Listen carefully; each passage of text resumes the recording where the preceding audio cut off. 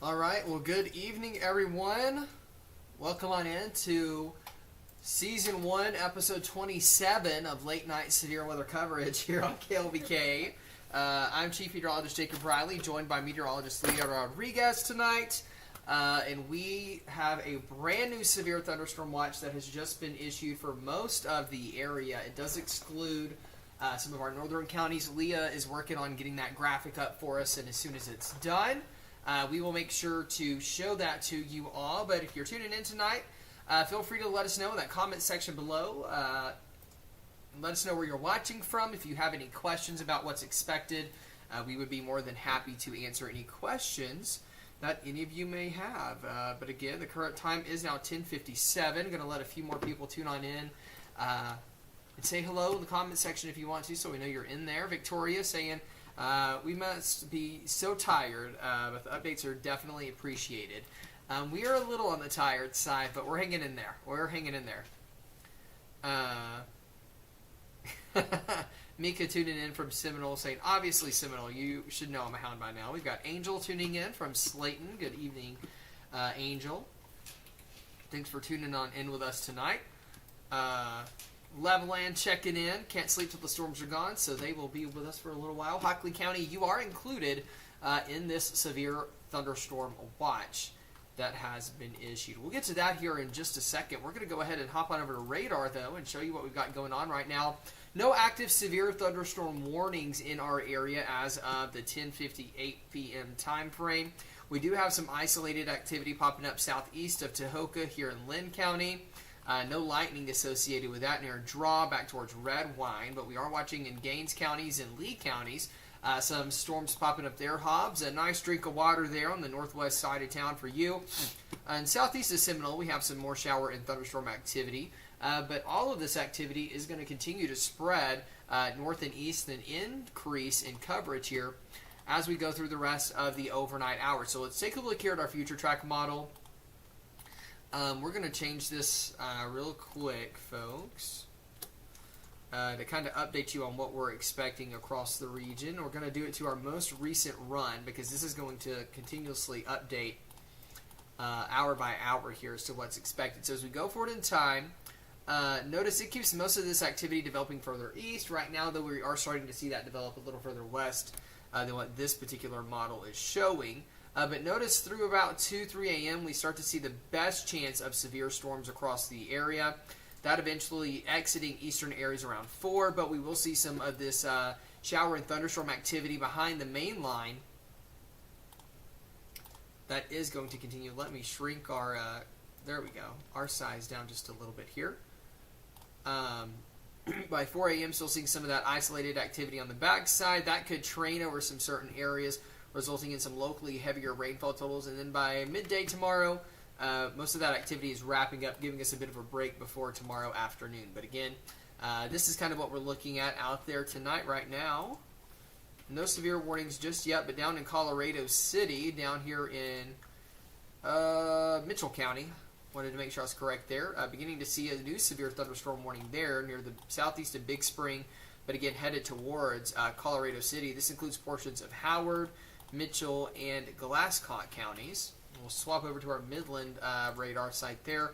You can see down south of Forsan, that strongest hail core popping up.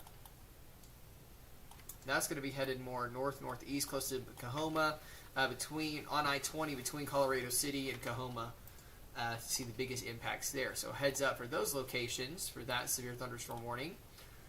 This one has been issued.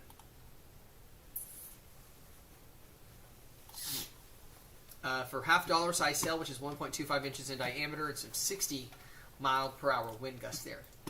Got that ready to go? Yes, I believe so. Awesome. Did you put it back in my today's folder? Yes. Awesome. Thank you, ma'am.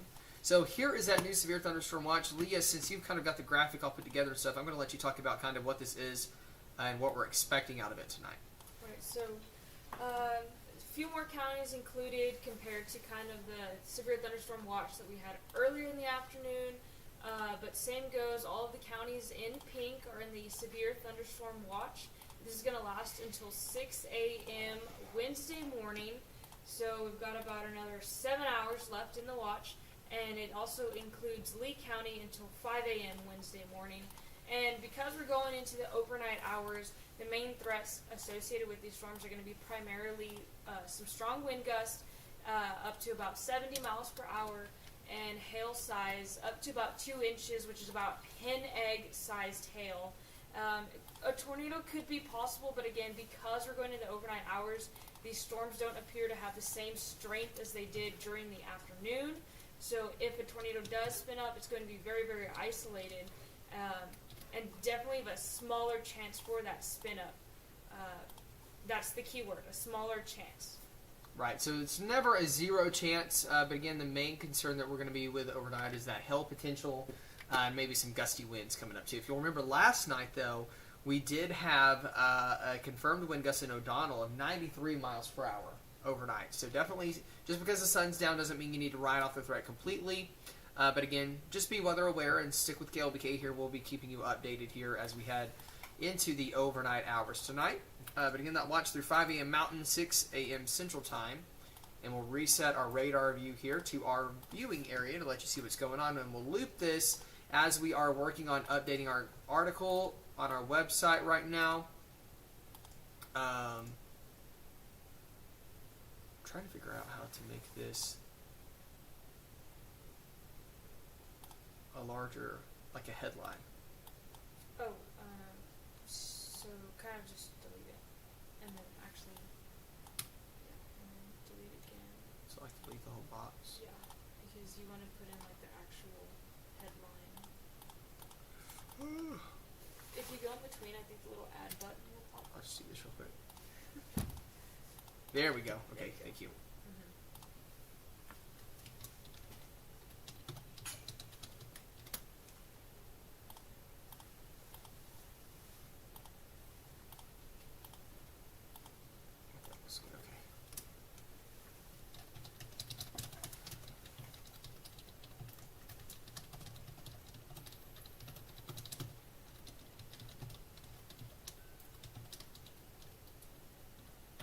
Leah, this is your first severe weather season with us here in West Texas. What have you thought of it so far? I think it's honestly, it was for someone that had low expectations, it kind of just knocked him out of the door.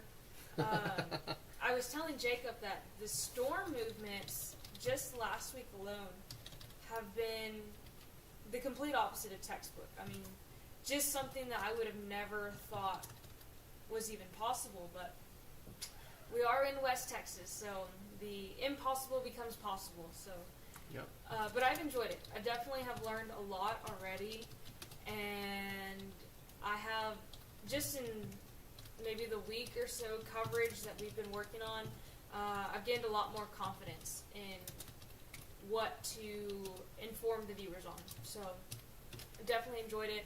And again, just seeing these storms and how they behave, it's a more like, okay, we just roll with the punches and just keep watching what it does, and we'll question it later. Yep.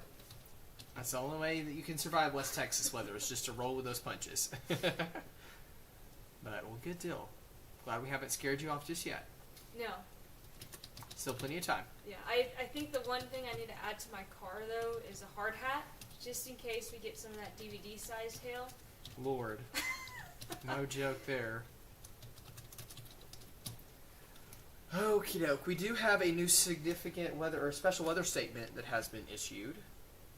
This is going to be just kind of a step below severe thunderstorm warning. But this is now out for Hobbs, City of Hobbs, heading into portions of Gaines and Lee counties, approaching Yoakum County to the southwest. In this particular storm, possible or capable of 50-mile-per-hour wind gusts and up to some penny-sized hail, which is about 3/4 of an inch in diameter.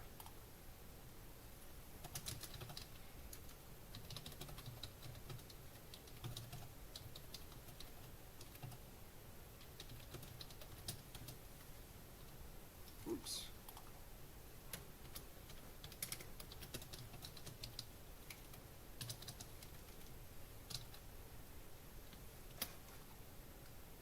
Okey-doke.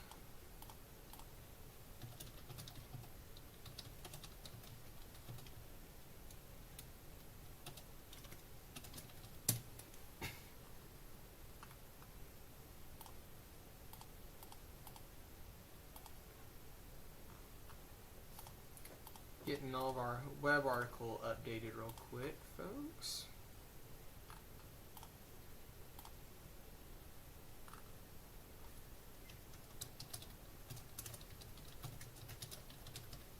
If y'all have any questions for either Leah or myself, feel free to leave those in the comments section.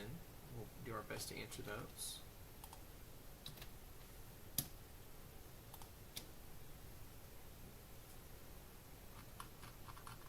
Okay. Get this updated. I'm going to get this watch pushed to social media too. And then we'll hop back into the chat. And answer any questions, check in and see where everyone is watching from.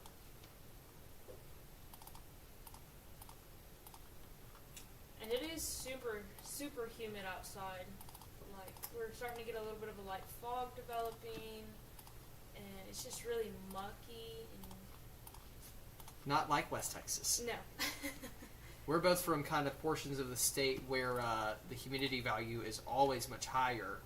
And it made it feel like a little like home out there. Oh yeah. My skin and hair were soaking up the extra moisture in the air. For sure.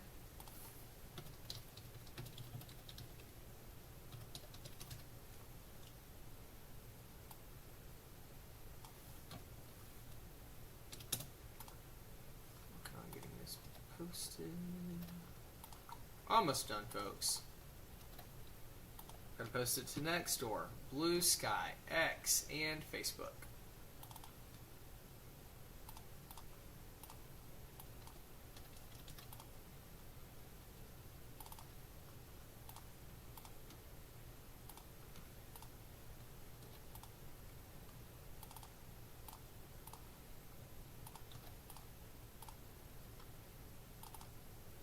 Just have to hit post like 3 more times.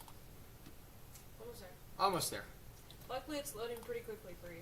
Yes. Don't jinx me. Ugh. It's easy to do.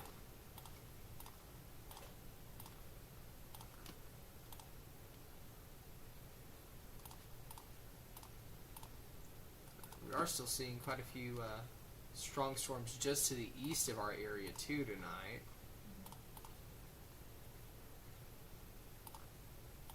There we go. Okay.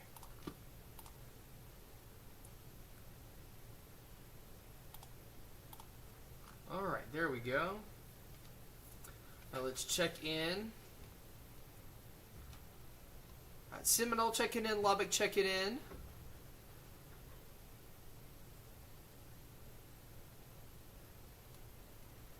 Angel, I don't know that our Everything Lubbock weather app audibly announces the alerts like some of the other apps do, but I will look into that. Thankfully, no more DVD-sized hail expected tonight.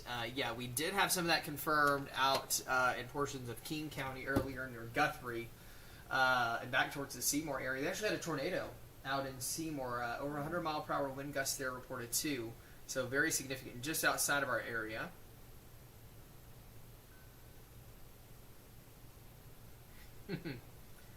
We've got Wolforth checking in, Brownfield, Leslie asking us what time will / if this hit the metro and shallow water area. So I would say by 1 to 2 a.m. Is probably going to be our best window of opportunity here for our particular area and the Lubbock shallow water area. Heads up, Scurry County, especially southeastern Scurry County, this storm moving up could impact you. Out from Colorado City and Cahoma area.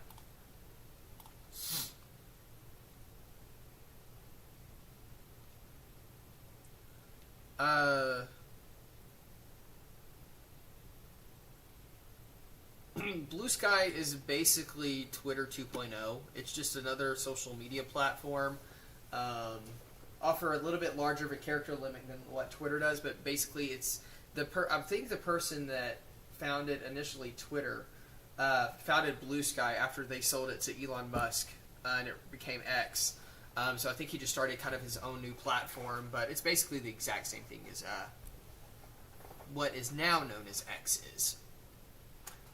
Sierra saying that she just got a severe thunderstorm warning. Not sure exactly where you're watching from, Sierra, but if you want to drop your location, can give you some more details on exactly what that is.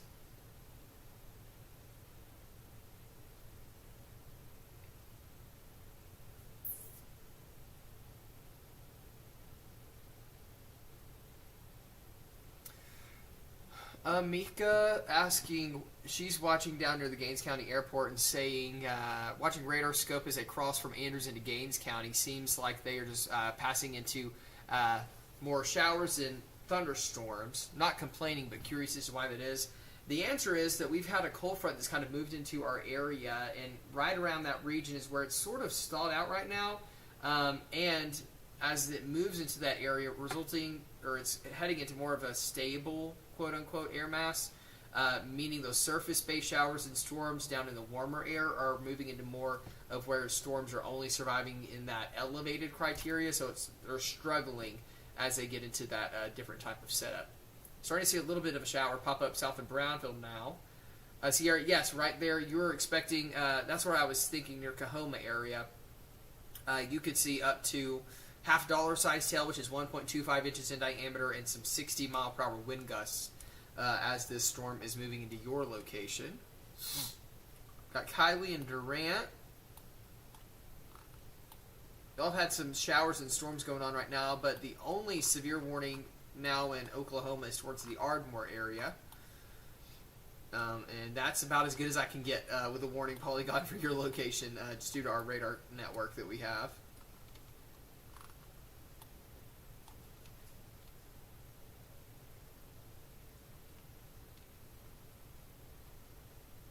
Littlefield, there is the chance for you tonight. The best chance, though, is going to stay to your south and east, Kayla. Up in Quanah, you've got some storms moving in right now. They are sub-severe, but could see some hail and some gusty winds out of that. North of Paducah, a pretty good little sail going on there. It's going to be headed towards Quanah.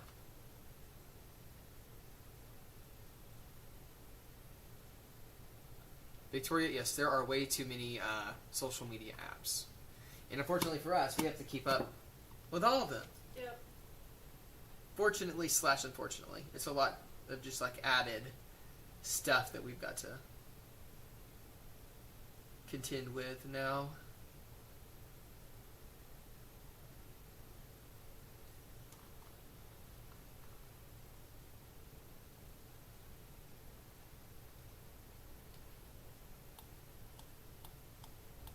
Well, Cynthia asked a good question. What made us want to become meteorologists? Leah, do you want to lead the charge on that one?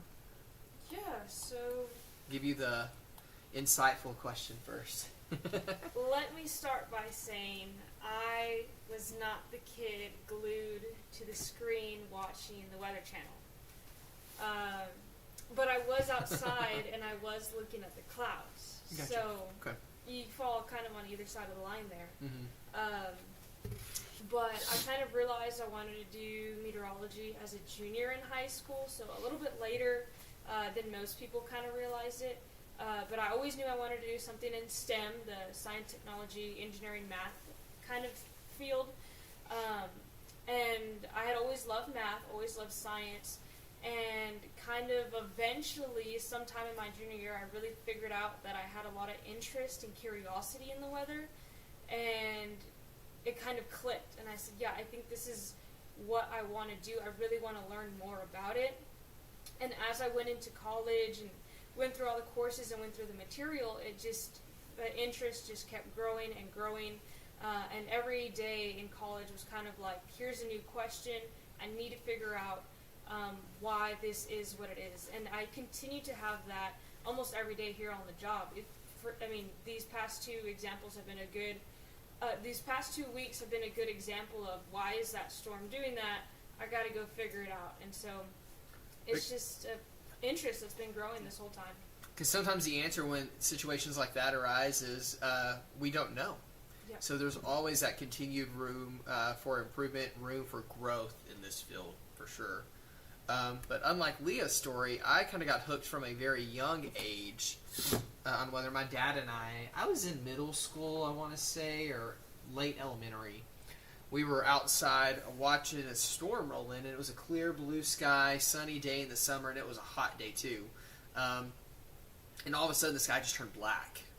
So we had to go inside because it started storming really bad. We were outside working in our garden, and by the time we got inside, the wind had picked up. My uncle and aunt lived not too far away from us, and it ripped their back porch off their house, flipped it over onto their front porch. Our neighbor had kind of like a metal car canopy. It flipped it over into the roadway. And my dad and I were not being very weather aware.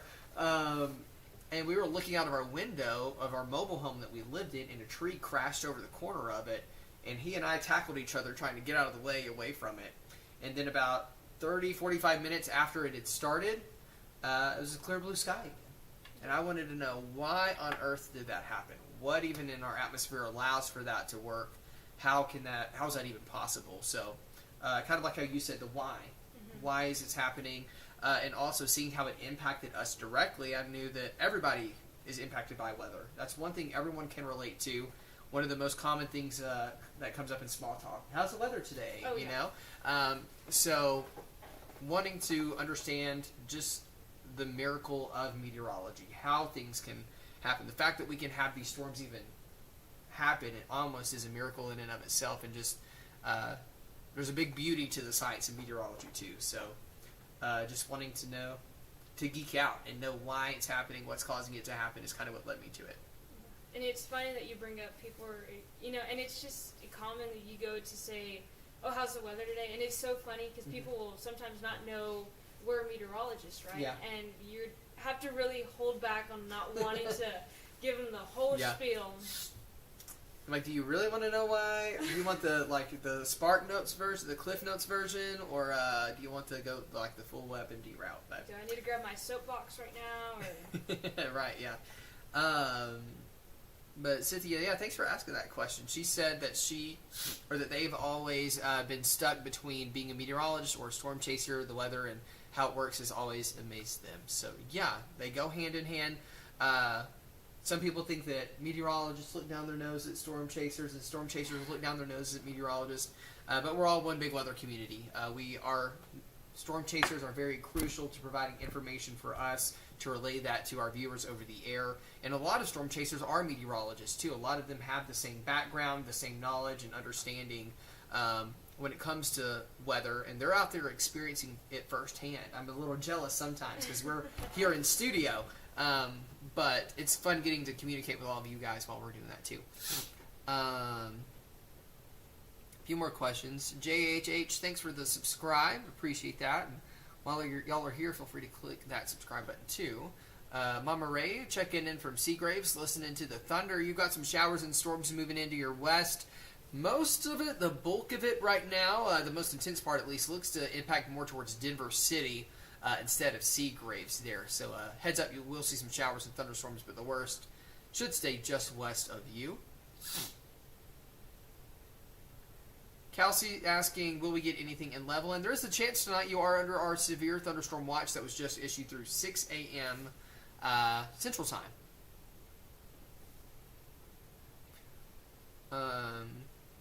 They're asking, I've always wanted to be a meteorologist, but just don't know where to start. I just graduated last May, so I still have time.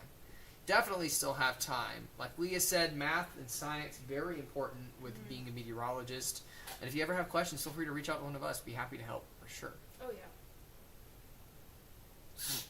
yeah. The math almost did me in doing my degree, though. I loved math through algebra and trig, and then I hit calculus and said, nope, not for me. But I struggled through it. Differential equations was a beast as well. So thankfully didn't have to do partial differential equations, because that would have been ridiculous. But oh gosh. Amanda saying her grandfather was a bus driver, and he had some students who were in a bus, and it was picked up by a tornado. And after that, he was terrified of storms, and unfortunately, he passed that severe on to her. So yeah, severe weather anxiety is a thing, and there are actually, you would be surprised how many meteorologists struggle with severe weather anxiety and actually become meteorologists to overcome that fear.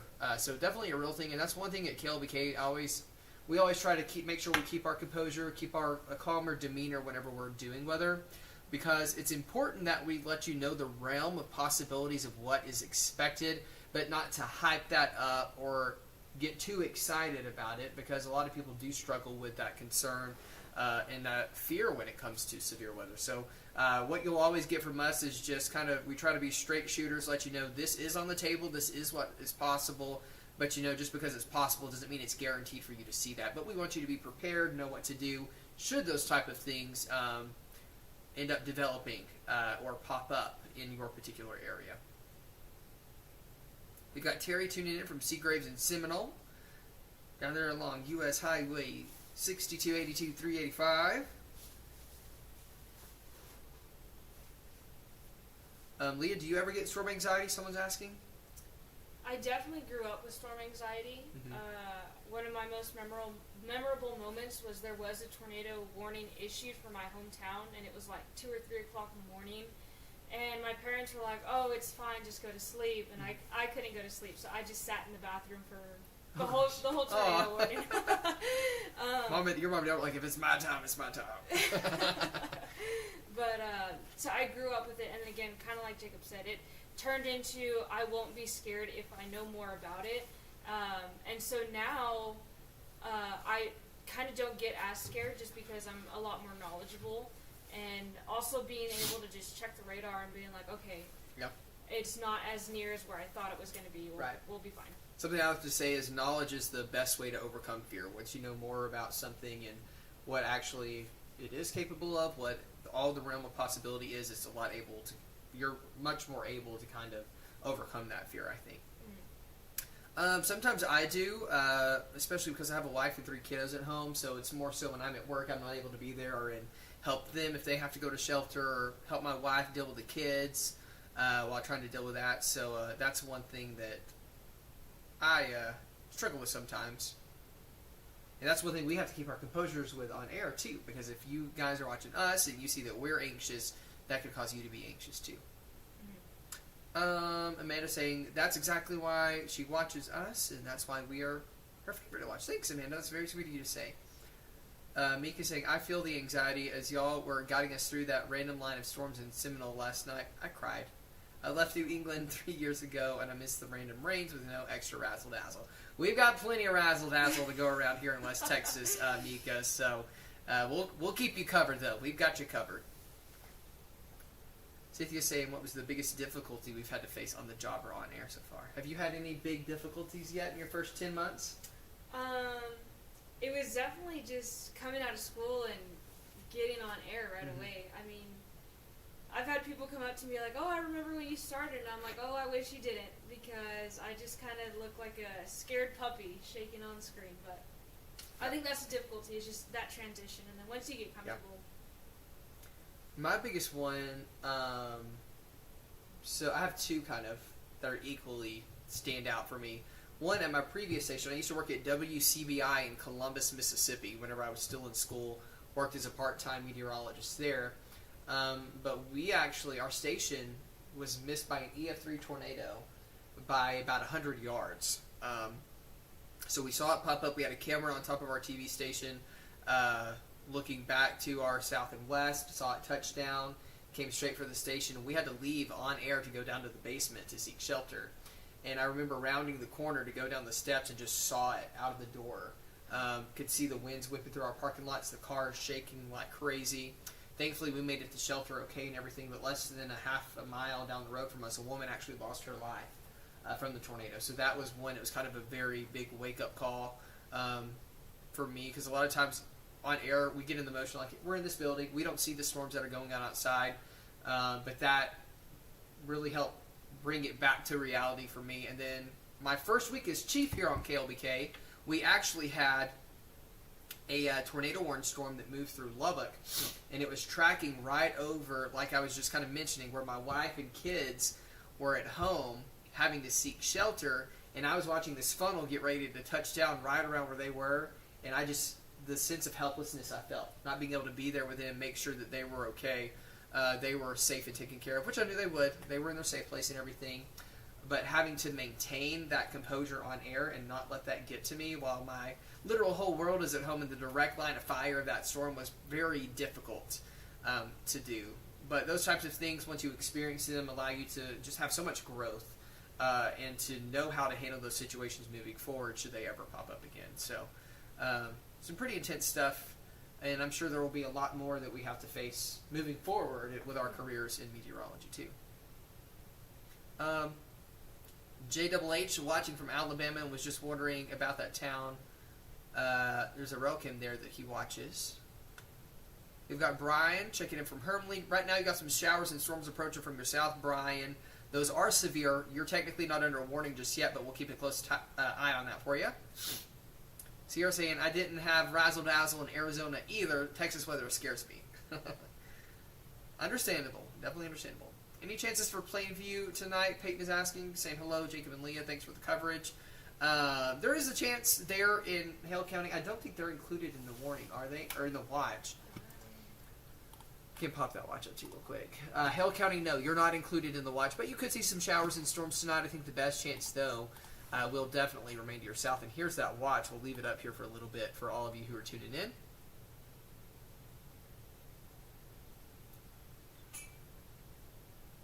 Sierra asking, down in Lorraine, they just got a dangerous thunderstorm alert. What's the difference with a severe thunderstorm alert? So a severe thunderstorm is going to be issued specifically by the National Weather Service, meaning that we have at least a minimum of 60 mile per hour wind gust or quarter-sized hail that is occurring, or somewhere even larger than that type of criteria is expected.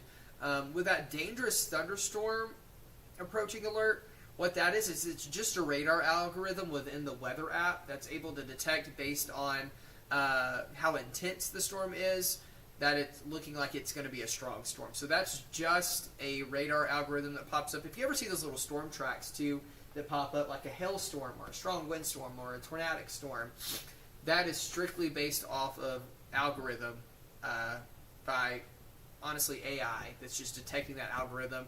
There's no human kind of intervention there to decipher whether it's accurate or not.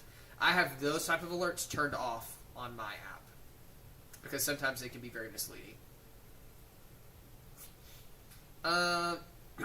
Someone asking tornado chances in Lubbock tonight, just tuning in. Really not expecting any tornado risk tonight in Lubbock. Our biggest potential up to 70 mile per hour wind gusts and some egg-sized hail, which is about 2 inches in diameter. But again, what we're looking at now is that watch that goes through 6 a.m. Central Time for our Texas counties, and then in Lee County, that watch goes through 5 a.m. Mountain Time Wednesday morning.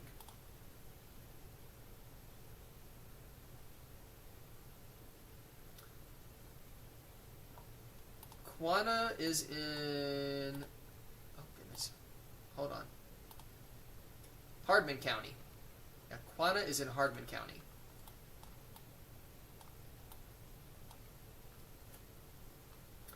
Longview tonight, you are on the other side of the state, my friend. Doesn't look like we've got any lightning popping up there right now. Out in Gregg County. But there have been some showers and storms in East Texas today. Those are moving into southeast Oklahoma now.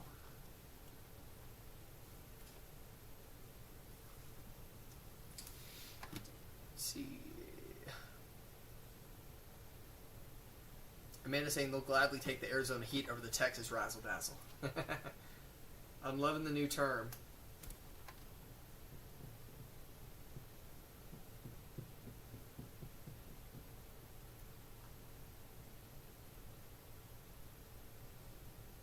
No, it is not in the watch, JWH. Apps are good to have. They're good tools to have. Just don't take them as 100% truth. Some of the weather apps, like with the forecast temperatures and stuff like that, it's strictly based off of one model's output with no intervention. But with our Everything Lubbock weather app, all of those numbers are what we actually come up with on our forecast sheets. So we go through every single day, make up our own forecast. Leah took reign over that today so I could focus on severe weather coverage. But we go through, we make up our own forecast. We don't take from the National Weather Service. We do our own forecasting here because we're meteorologists as well. We should be capable of doing so.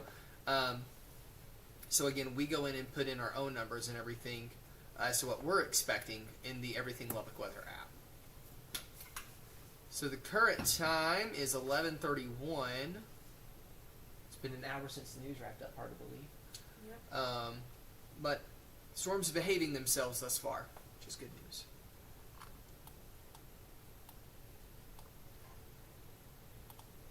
Take a look at our future forecast model again.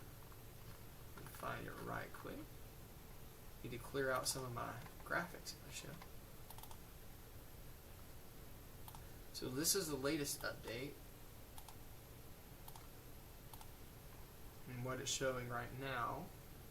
I'm not doing the best of job with initiation. It's not showing anything over northeastern areas where we've got a lot of stuff going on right now, and it's showing a lot more down to our south. So, but overall, general movement's going to be to the east. Biggest severe potential is going to be through 4 a.m. Then after that, some isolated showers and storms will linger through roughly lunchtime on our Wednesday. Again, this is a live look right now at radar. Down near Colorado City, just south of Colorado City, you've got some severe weather headed towards Sweetwater right now. Most of this looks to say south of Scurry County now. Overall, everything's kind of behaving itself so far.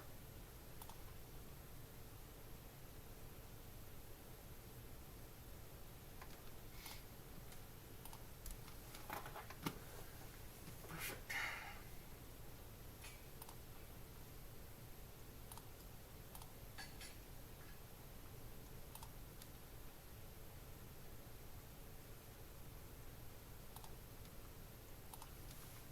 I've had some decent rainfall totals out there today too.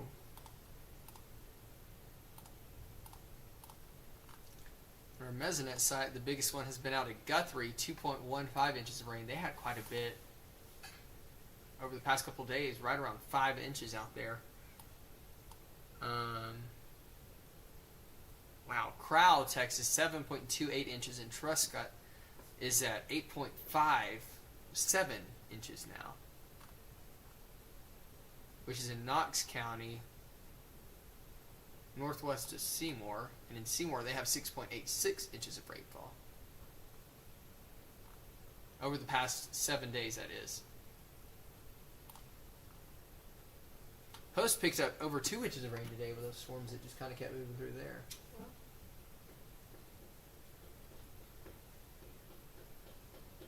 Yeah, their streets got flooded pretty quickly. Yeah, they really did. That's this nice little storm headed into Denver City right now. Not severe, but we're keeping a close eye on it for you there. Could have some 50-mile-per-hour wind gusts and maybe some nickel-sized hail falling out of that one. The National Weather Service out of Lubbock taking note of that, saying they're going to keep an eye on it.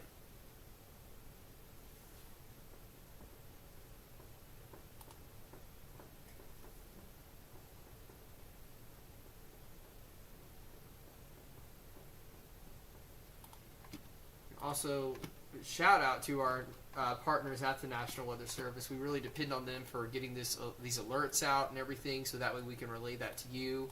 And just the services they provide are definitely unmatched.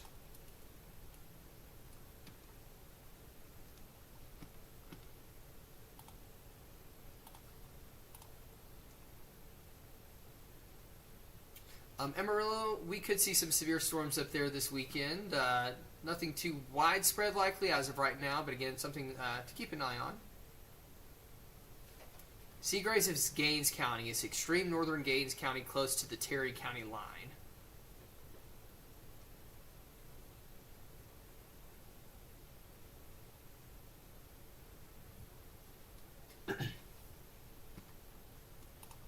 Yes, just north of it is Terry County. You have some pretty large hail today. We'll show you some of the pictures of it. So this was right at around 3.5 to 4 inches in diameter in Post, Texas. One of our Facebook followers sent this in to us, Miss Lacey Beck. Again, this was about 3.5 inches in diameter down there in Post. Pretty large hail there. Had some more from one of our coworkers, Case Blackwell, reported this out in Wolfforth. This is about golf ball sized hail that was reported there. Another one down in Post from Jay Miles. This one's closer to tennis ball size. And then up in Floyd County, Floyd Data, they had golf ball to egg sized hail that was reported there. Amy Morin sent in that video. But we've also had some much needed rainfall across portions of Lubbock along the Marshall Sharp Freeway, Highway 6282. About an inch of rain being measured there by radar, or rather our neighborhood weather network that's exclusive here to KLBK. There are the Tempest weather sensors. If you have those, that's what we use with our neighborhood weather network. And if you're ever interested in purchasing one, you can actually do that through our website. We've got a link and it'll give you about a 10% discount on that. So go to everythinglubbock.com, go to the weather tab, and click on KLBK's First Warning Weather Network, neighborhood weather network. It'll have the link in there for how you can go in and purchase one. It had some good totals here across Lubbock County, and then as we went down to portions of Garza, Dickens, Kent, and King counties, some heavy totals there too, over almost 4 inches in northeastern Garza County. So that was well received.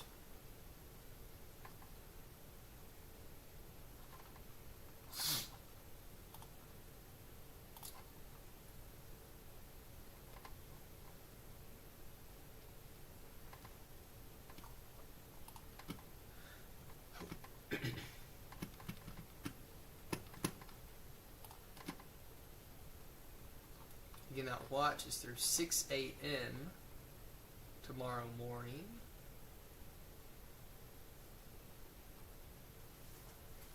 And then we'll pass off to meteorologist Chris Whited when he gets here around 2 a.m. or so he can keep tabs on things.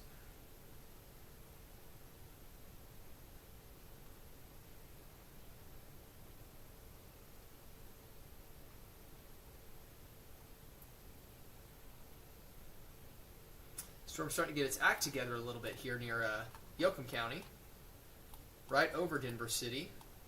New little cell starting to get its act together northwest of Seminole. That'll be headed towards Seagraves. So we'll be watching southwestern areas pretty close over the next little while. And I'm going to run to the restroom really quickly, so I'll let you take over if you want to, Leah. I'll be back in a bit. May have to hit up the vending machine really quick too. So my stomach is talking to me a little bit.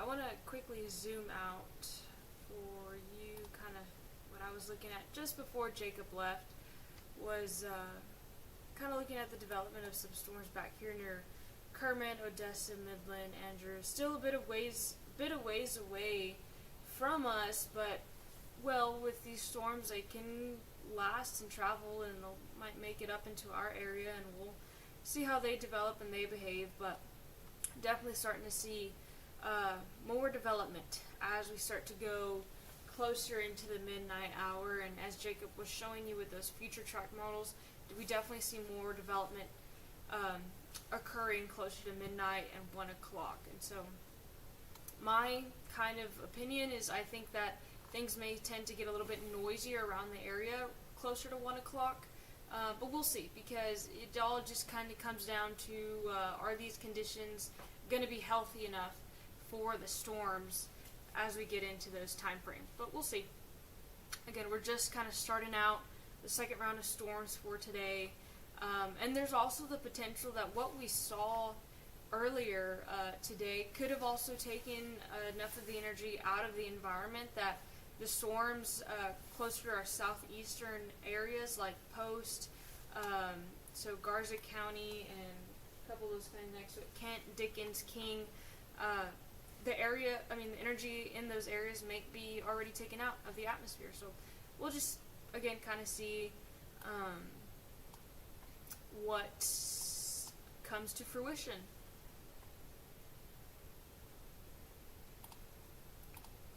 Get this back. See.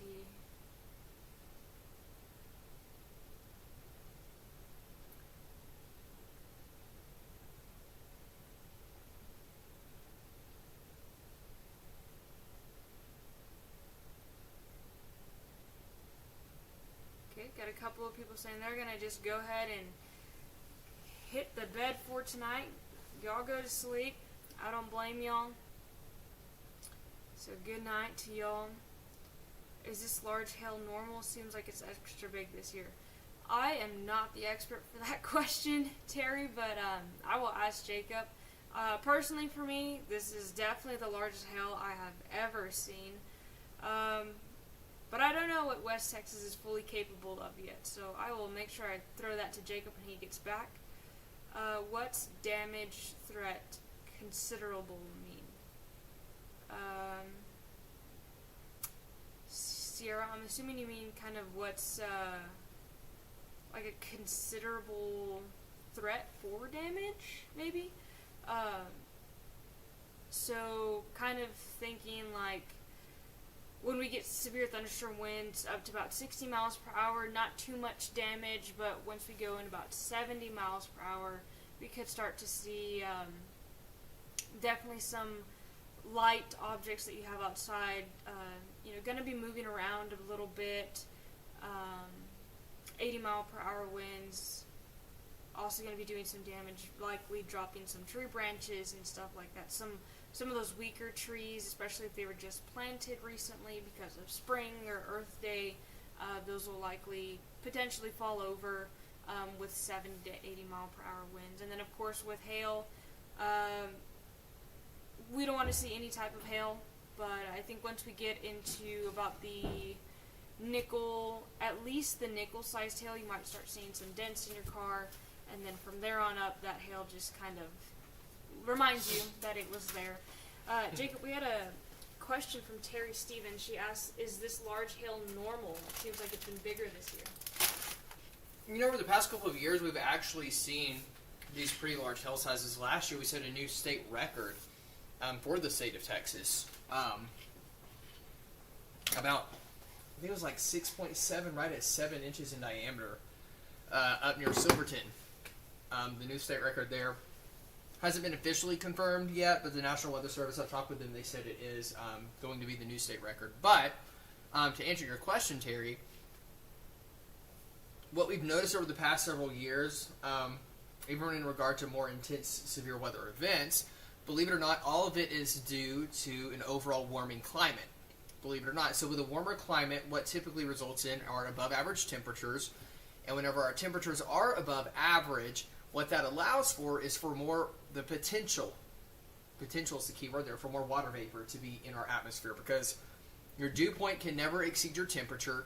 And with warmer temperatures, you're able to have a higher dew point, which that dew point is basically the temperature in which your atmosphere reaches saturation. So hailstones, like raindrops, form from moisture in our atmosphere. And typically with these storms, when we have our stronger updrafts, we have more of that available moisture in our atmosphere.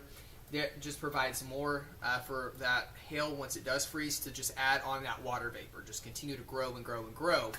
And that's kind of what we've seen with the stronger updrafts and everything like that as well, indicating the stronger storms that we have. And stronger storms, again, due to more fuel. Water vapor is like gasoline on a fire when it comes to storms. The more water vapor you have, the stronger those storms are able to be. So kind of that is what's leading to more larger hail. We're kind of known as the hail alley of the United States out here. We always have big hail. But again, over the past couple of years, it has been noticeably larger and larger across really a good portion of the country. So the storms are really beginning to increase in coverage now. Starting to get a bit more intense down in Gaines County. Some good little shapes to them too. Southeastern Scurry County, you are under a warning through 12:45 a.m. This will include Hermleigh, Dunn, China Grove, Inadell. This is going to be moving mainly south of that polygon. We'll be watching this activity on the backside. But again, Scurry County, you're under a new warning through 12:45. We're watching this activity in Gaines County, though, as it is starting to increase here in intensity. This is going to be headed mainly towards Seagraves, back towards the Loop area, and this is the activity that could eventually move up towards Lubbock, so we'll be watching it pretty closely. They put a new special weather statement on that. Did they? Okay. So talk more about what that, what they're including on that special weather statement, Leah. if you don't mind. I'm putting you on the spot. Give me 1 second. Let me actually get some information. Let's see. Hold on. I'm looking in the wrong chat. Okay. So special weather statement for Gaines, Andrews, and Dawson counties until 12:30. So again, not a severe thunderstorm warning, just kind of giving you that One step below it. One step below it. We are watching this. And so this storm has been associated with wind gusts up to about 50 miles per hour and nickel-sized hail. That's moving northeast at 50 miles per hour. So it's moving pretty quickly. It is. I had to double check that because that's kind of... Highway speeds. Heads up Brownfield, too. This one could impact you. I know Brownfield's been asking a lot the past couple of days. Are we going to ever get anything? Rightfully so. I get your frustration. So let's actually expand this. And we'll do it for 60 minutes. So over the next hour, those are some of the impacted communities with this storm. We'll get that out to social.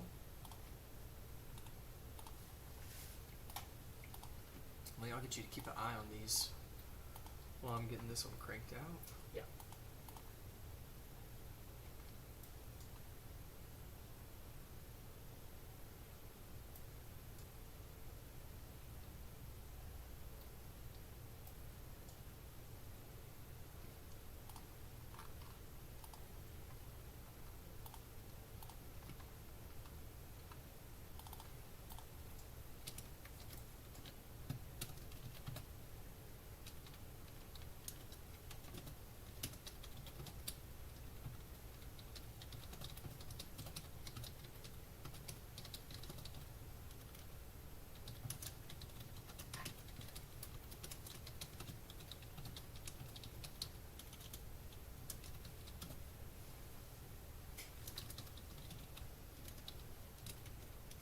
While Jacob's typing that, I'm also kind of looking at another small storm developing on the southwestern portion of Lynn County. So this is southwest of Tahoka. So Tahoka might get a little bit of rain, maybe here in like the next 30 minutes if these cells are moving that quick.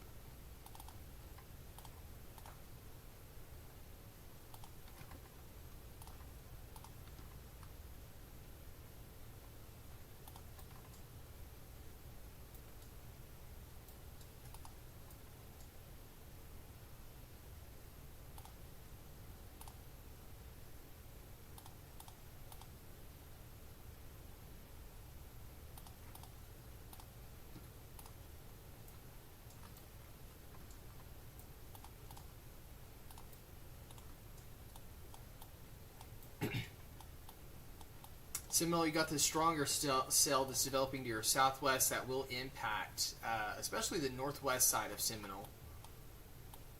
This one right here is what I'm talking about.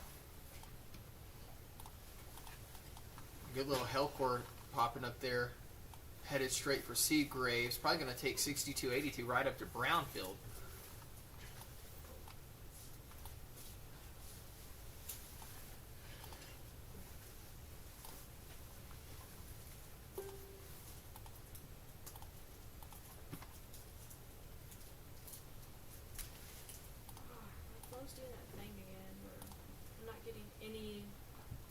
It's this time of night it usually does, and I don't know why. Because even on desktop, I'm not getting any through there. It's weird.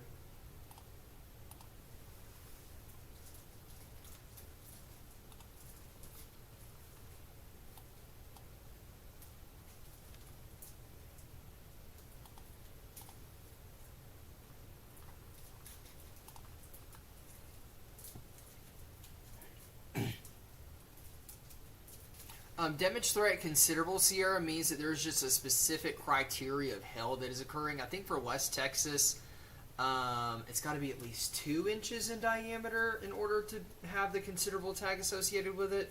I know at least tennis ball size. When it's reaching baseball size, which is 2.75 inches, then it gets the destructive tag thrown onto it.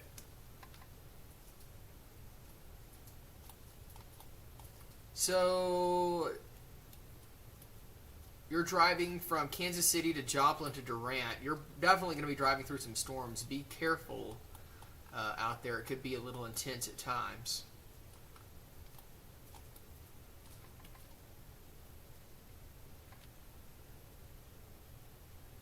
JHH saying good night and good job.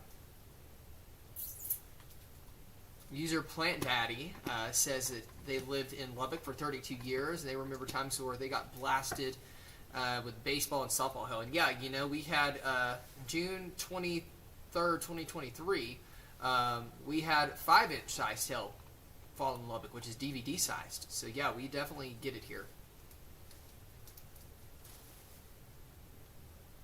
Haley, I got your email. That was the funniest thing. Haley sent an email for earlier of her dog outside after the hailstorm eating the hailstones. Oh. Because he loves hail. So that made my day. I was like, you know what? Day made. Get to see a dog scrunching on some hailstones. Yeah, so the worst storms right now in our immediate area that we cover on Kelby here, down in Gaines County, headed straight to Seagraves, one headed straight to Seminole. Brownfield, you're next in line, and these could follow 6282 all the way up into Lubbock. So Eric, looks like you finally got your hailstorm coming to Brownfield, maybe. Just because it's no warnings along your track right now, but that could change overnight tonight. Lots of lightning. Danielle could see some hail in Lubbock by around 1 to 2 a.m., I'd say. Permian Basin, Javier, you have some more storms popping up northwest of the Midland, Odessa area. If you look at the Midland radar, you can see that really starting to pop off now. Some of that back towards Big Spring, Colorado City, up towards Sweetwater as well.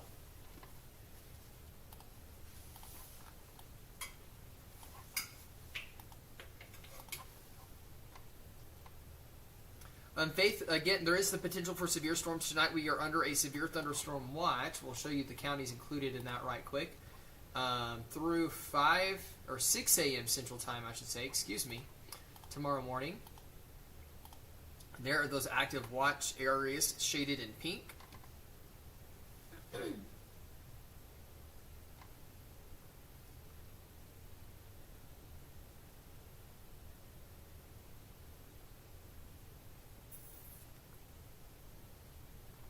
Eric's saying he has his hard hat ready in case that hail makes it into Brownfield there.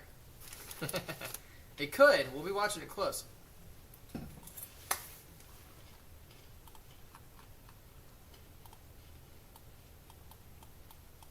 Yeah, headed to Seagraves now. Seminole, you're next in line for some nickel-sized hail and 50-mile-per-hour wind gusts.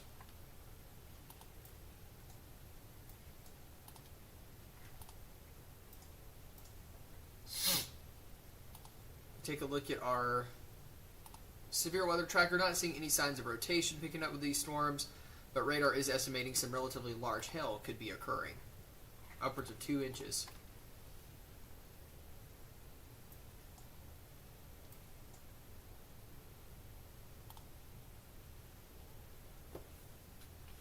The National Weather Service office in Lubbock is now taking note of these storms, saying that they could pose a severe hail threat to southeastern Yoakum and southern Terry counties over the next hour.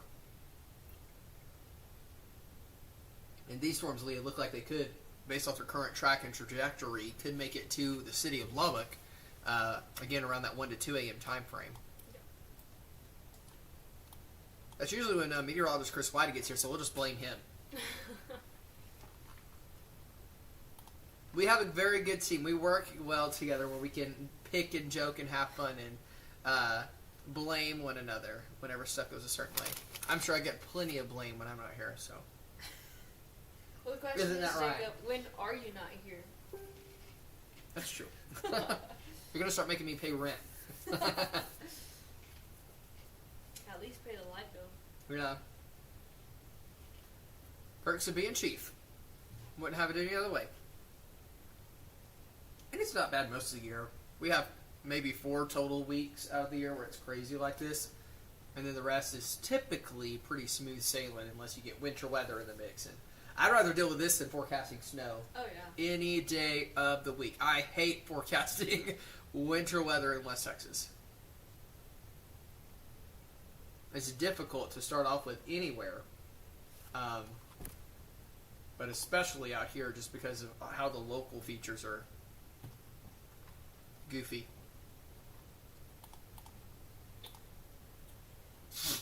Eric, yep, we did just have a severe thunderstorm warning issued in Gaines County. Hasn't popped up on our map just yet. But it's going to be for quarter-size hailstones and 60-mile-per-hour wind gust. There it is. Beat me at my own game, sir. But yeah, there we go. Severe thunderstorm warning now for Gaines County for until 1 a.m. 60-mile-per-hour wind gusts and quarter-size hail will be possible with this storm.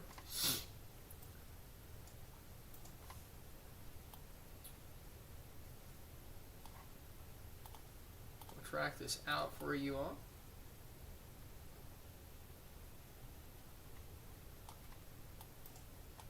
Ooh, that's really popping up now. It's going to fill in pretty well. Could take more of that easterly jog here as it starts to strengthen and intensify as well.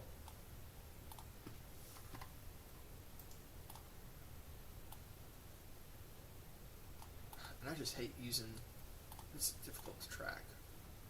Oops. So we'll go in this northern cell. And would you look at the speed on that, Leah? If you don't mind for me, please. Yeah, let me try to bring it up on my phone.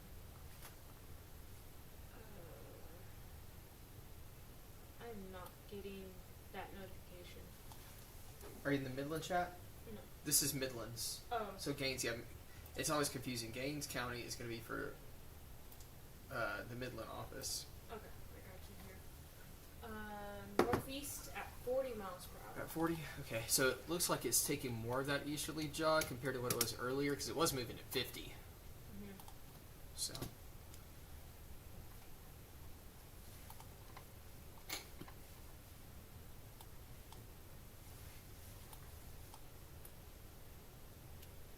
There we go.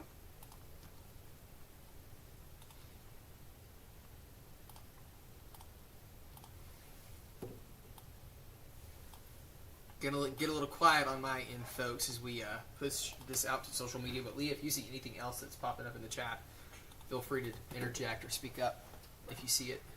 Okay. We were very appreciative that Mother Nature let us have a dinner break tonight.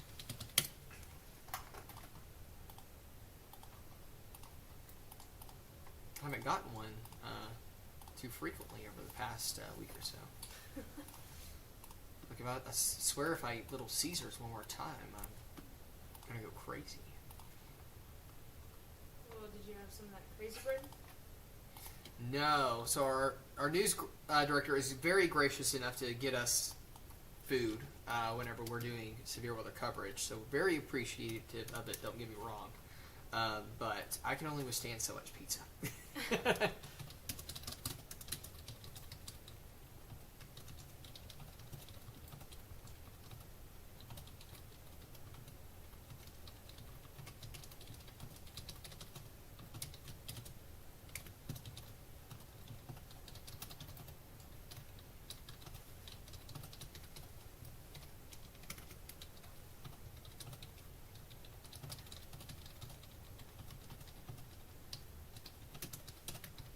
You just say 40 miles an hour on this one, Leah, or 45?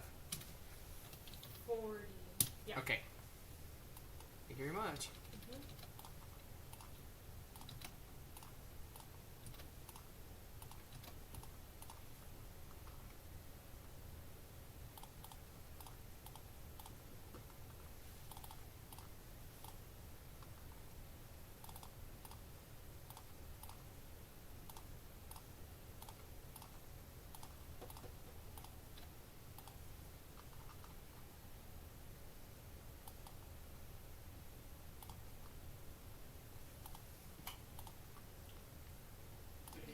put out a new special weather statement.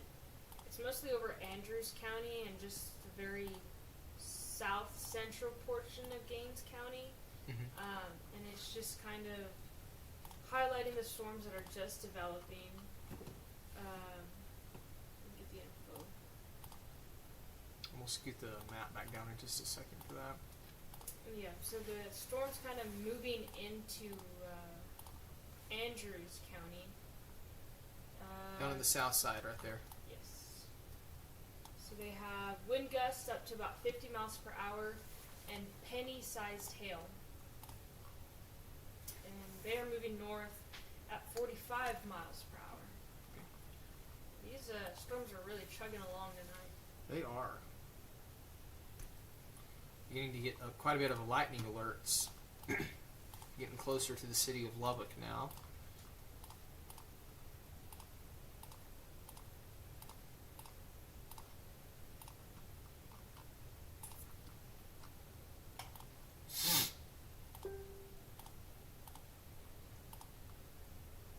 Okay, we'll clear this off the screen. I don't know who's going to get rain first, Brownfield or Tahoka? Ooh. Don't know. Tahoka might win out this one. Oh, yeah. Dispatch of storms, though, is increasing in coverage. Look at this up near southeast of Ropesville now. Oh, yeah. New little cell popping up pretty quick there. That'll be the first one to kind of impact the Lubbock metro. And then this main line will move in behind it. Brownfield, you're finally going to get your rain. I'm so excited for you guys. I'm sure Eric is outside jumping up and down with his hard hat on. Laura, going back to a conversation we were having earlier, saying that she would prefer the snow event every single time. I love the snow. I don't love forecasting it. As a meteorologist, you'll find very few of us that enjoy forecasting snow. Very difficult to forecast.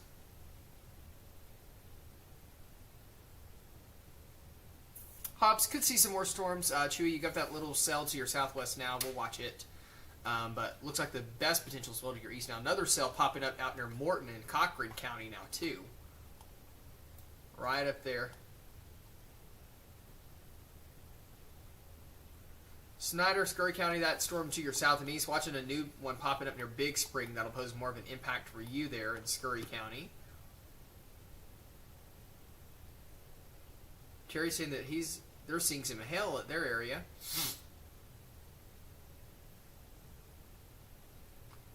Kylie Rice, southeastern Oklahoma. You still have some storms going on, but your severe weather threat is much lower now than it was earlier today. It's never zero, but it is much lower than it was earlier.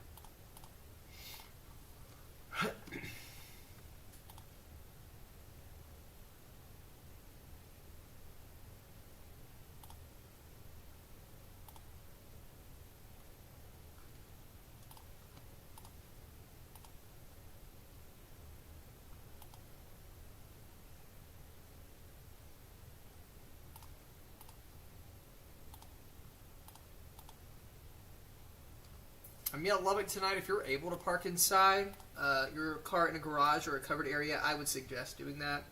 It's at 12 a.m., so I don't know how many of you are still awake and able to move them. But if you have the option to park it under a covered area, I would suggest doing that. Really, for the next couple of weeks, I would suggest doing that.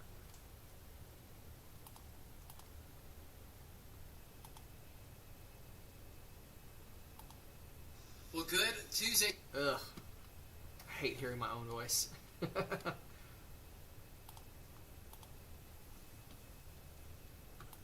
Going through some of the Facebook comments and catching up there as to what's going on.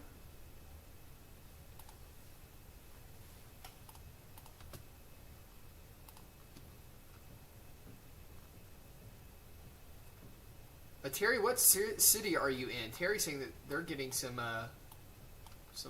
pretty good hail right now. Levelland, the severe portion of this looks to stay just to your south. Sierra, yes, what we're looking at right now on radar is basically how heavy the rainfall is with these storms. As we take a look at hail sizes, radar estimating up to probably quarter size there, moving into sea graves now. And as we take a look at wind speeds, I'm not seeing anything too significant right now, but these storms are warned for up to 60 mile per hour wind gusts. Ashley, the biggest concern will be the wind gust potential and hail potential in Lubbock tonight. South of Andrews, that one is only warned up to nickel-sized hail right now, and it's actually not warned at all. Just a special weather statement there. I'm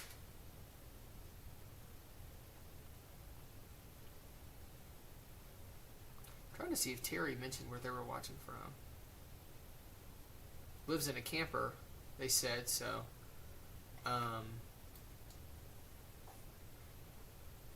probably not helping with the storm anxiety there at all to be riding a storm like that out in a camper.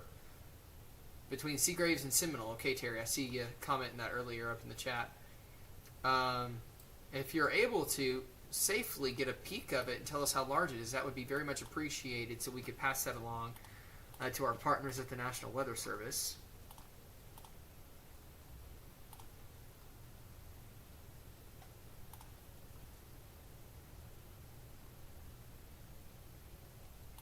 I've got this new little storm popping up east of Meta. That's probably the thunder and lightning and the wind that you're having associated there for you, Becky, at 1585 and 179 south of Wolford. Looks like Tahoka got the rain first, Leah.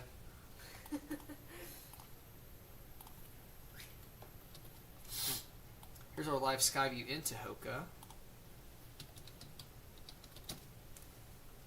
Maybe some damp rooftops there. Let's look at Brownfield.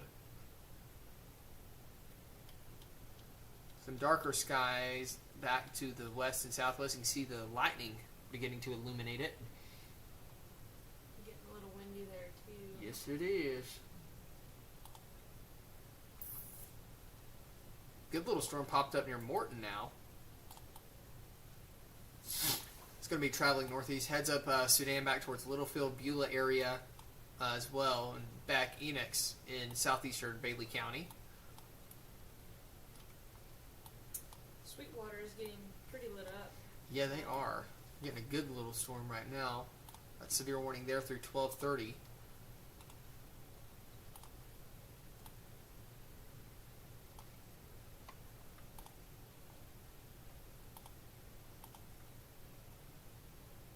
Hearing some thunder now in Levelland. Yeah, you've got some few strikes there out near sundown, on the leading edge of kind of the anvil of these storms. That can happen sometimes. Get a little storm here about to move into the Lubbock metro area. This activity right here.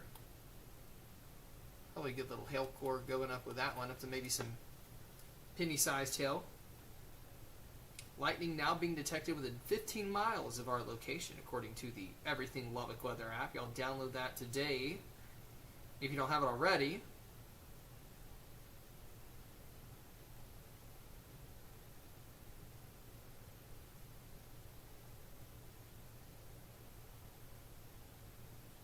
I mean, know anyone traveling on Highway 6282 from Seminole up to Brownfield right now? It's not a good trip. Can promise you that.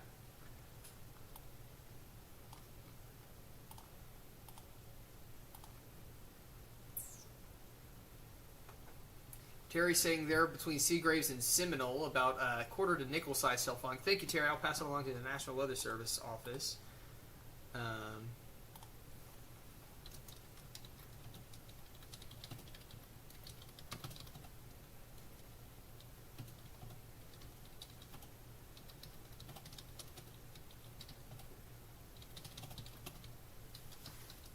New severe warning coming out from southern Gaines County.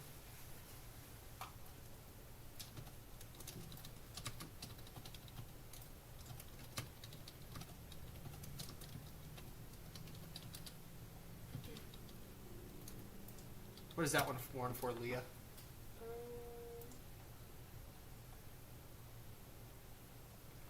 Let me reload this again.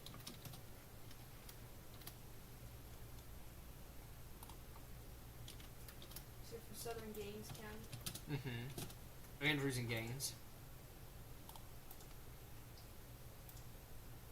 That is associated with 60-mile-per-hour wind gust and quarter-sized hail. And of course, that hasn't made it into Gaines yet, but that's what we're looking at, the cell that's firing back south of Andrews. And it is moving north at 40 miles per hour. Track that out.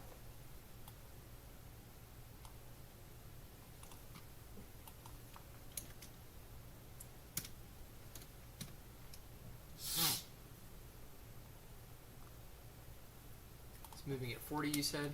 Yes. So if it continues on its track, it will be impacting Seminole.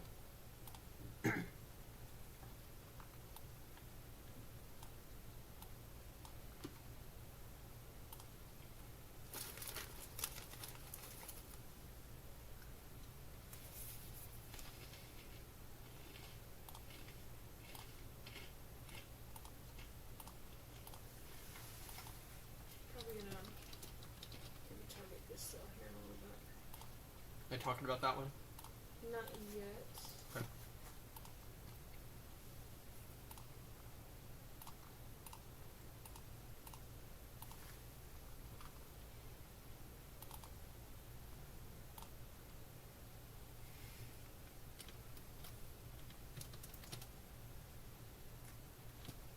Happy last day of April now.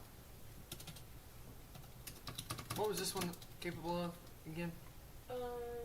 Quarters, 60 mile per hour wind gust. And hold on, I don't think I put the right one. They just did one of that one you were talking about too. Quarter-sized hail.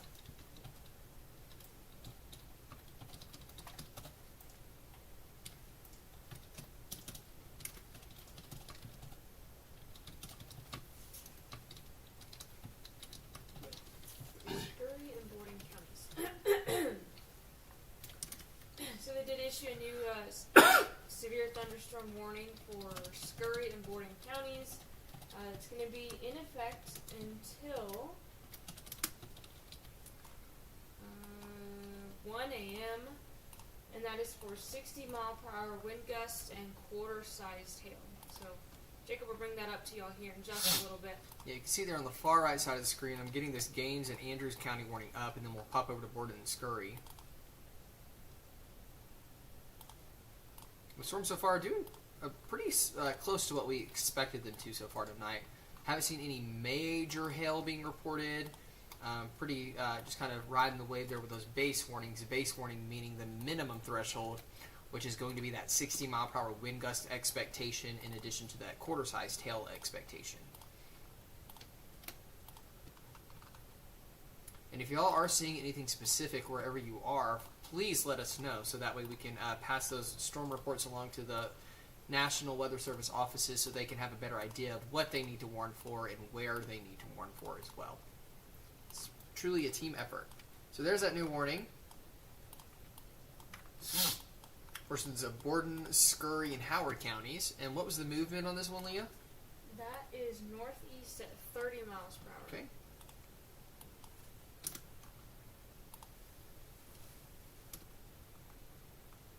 Northeast at 30.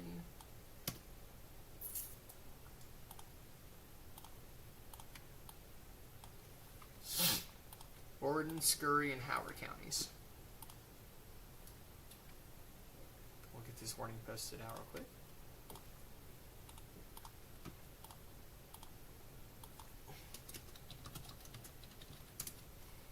And so I'm still looking at the radar on my side, and so Tahoka's pretty much already gotten through their little storm. It's already moved through Tahoka mostly. Brownfield is probably just now about to start getting their rain. And then we have another storm that is just about to move southeast of Wolfforth, and it is making a beeline for the metro area. And so the storm that's moving into Lubbock County, moving towards the metro area, there's no severe thunderstorm warning on that, but we will start to hear some rumbles of thunder and see some rain here pretty soon. And so that storm that's moving into Lubbock County, it's getting between Wolforth and Woodrow.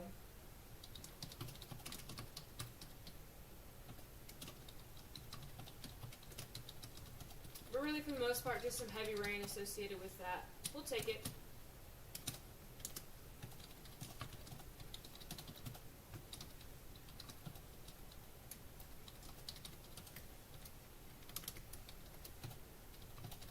I don't believe Snyder's seen a lot of rain today, right? And they haven't seen any at all really for the past 2 weeks. Yeah, so I don't know. We'll see if this storm maybe makes its way to them. Not quite I sure hope so. I don't want them to have any of the severe stuff to go with it, but they need the rain down there. Yeah. Bad.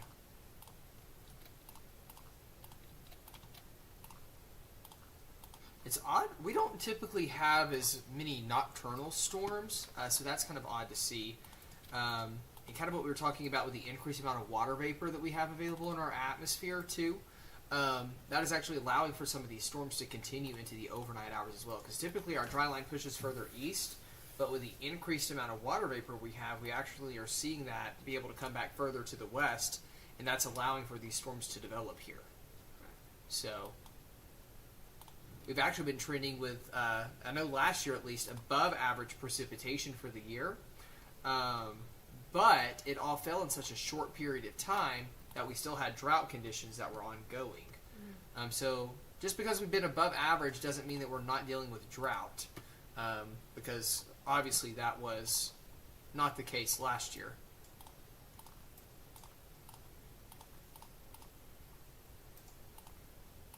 Seeing more extremes, so to speak.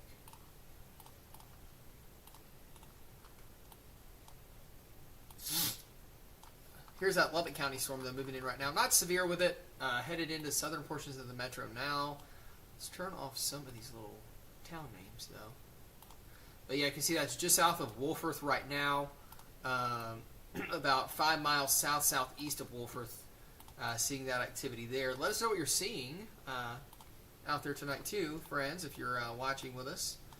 And you are in fact seeing something. Starting to hear some thunder here. I know, I heard a couple of them. I really hope it doesn't knock our power off. If it does, we'll join back on in a bit.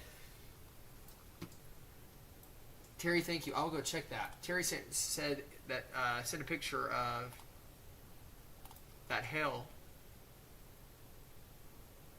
I haven't received it quite yet, Terry.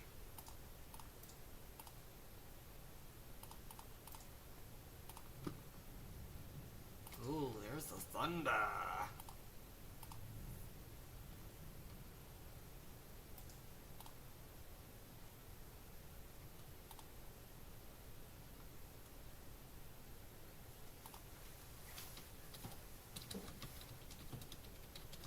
So the National Weather Service said that this storm's starting to move into the Lubbock metro area south of Wolforth. It may have some small hail within it, but nothing yet to trigger a warning.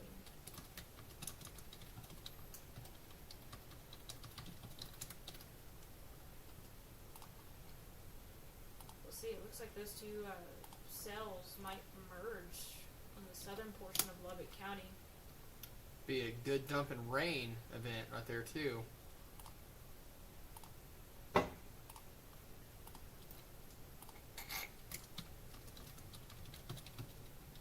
getting some good rain. Need more. It's about to move into Lockettville. Johnson just got a whole lot of rain as well.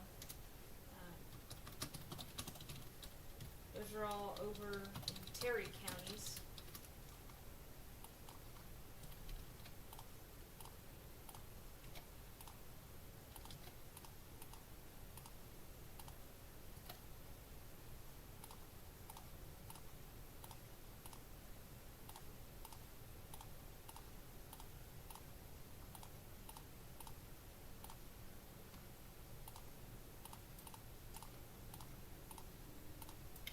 Quite a bit of thunder.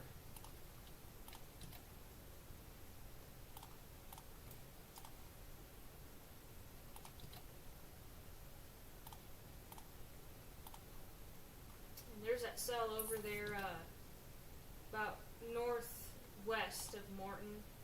And it went on its merry way, but really didn't impact the city of Morton specifically. Now this is going to head more to southeastern Bailey County, maybe southwestern Lamb County eventually too. But yeah, this little storm getting up near South Lubbock near Wolfforth, looking pretty nice. Some good returns popping up there. Live looking brownfield. They're starting to get some rain now. Finally.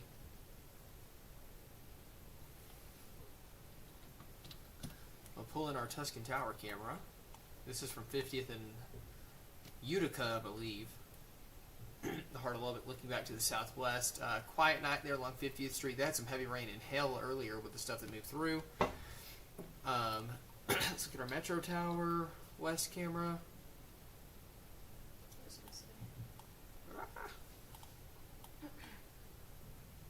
Our KLBK cam. Yeah, Metro Tower, you can see those low clouds there. Ooh, lots of lightning. It's raining at the KLBK. Love to see it. Please just don't let the lightning strike. Knock the power out. We missed this, but it's a severe warning coming for southern Terry County. Okay. $half size hail and 60-mile-per-hour wind gust. Okay. Heads up Brownfield. This one's headed your way. We'll have to watch this in northern Terry County too. This will pass just south of Levelland, headed towards Smyre area, back towards Ropesville too.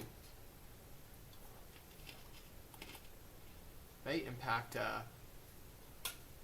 Lubbock proper.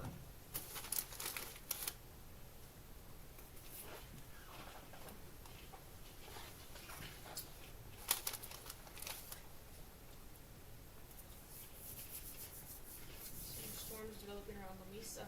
Mm-hmm.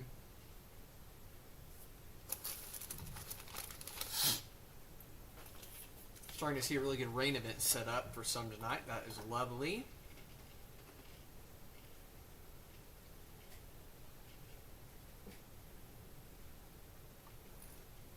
There's the new warning right there.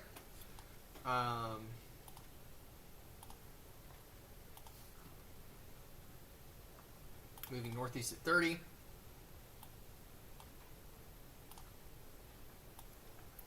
Trying to get that good rain here.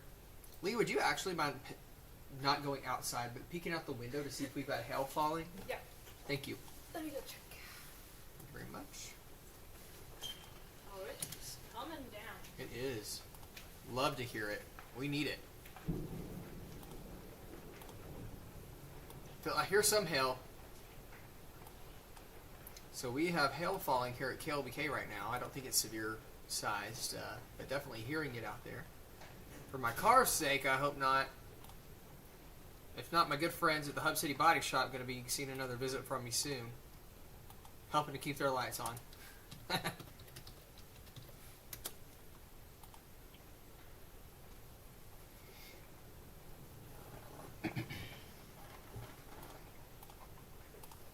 Got this new severe thunderstorm warning that's coming out for Terry County.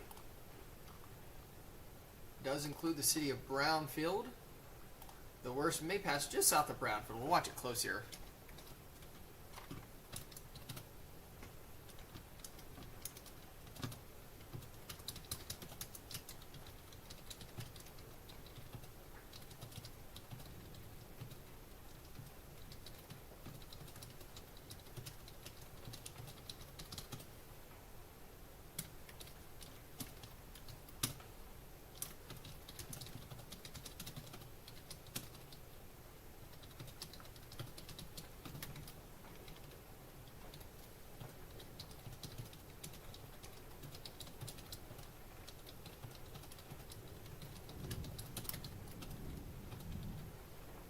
I really hope that lightning doesn't mess with the station. You see any, Leah? No hail? Perfect. Just some good old fat raindrops.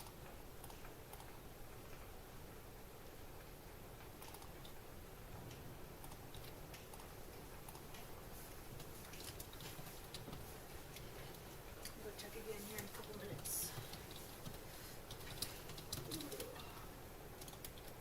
It's chilly in the studio. I forget how chilly it is until I I step out and come back in. Oh yeah.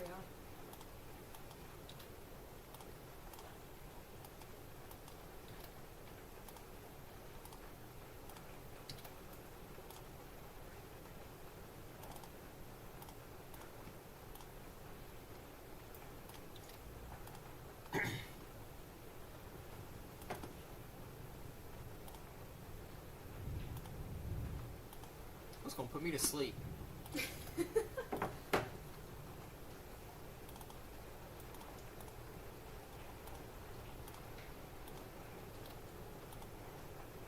Can y'all hear that on the live? Let us know if you can hear that.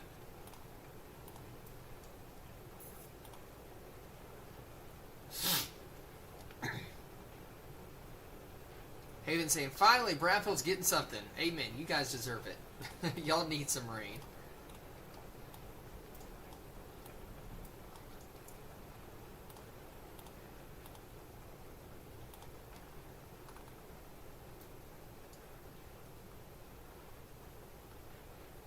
Seagraves, not in the clear just yet. You got these storms still moving in from the southwest.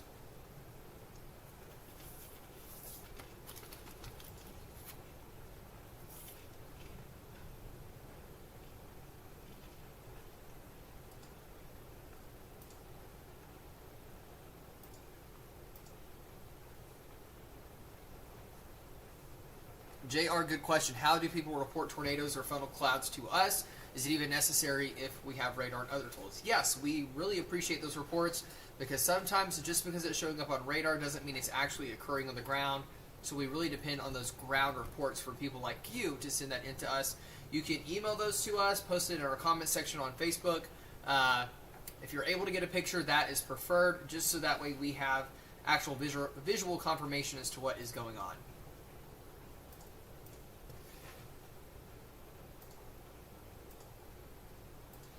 Most of the rain falling in south central Lubbock right now. It is headed to the north and east, but all of Lubbock County should see showers and storms tonight. That's the good news out of today's event.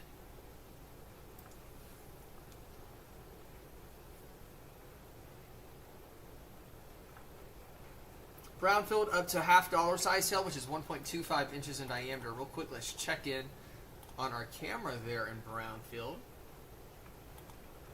It's a live look. Definitely a wet camera. And if y'all don't mind, make sure to hit that subscribe button here on our YouTube Live.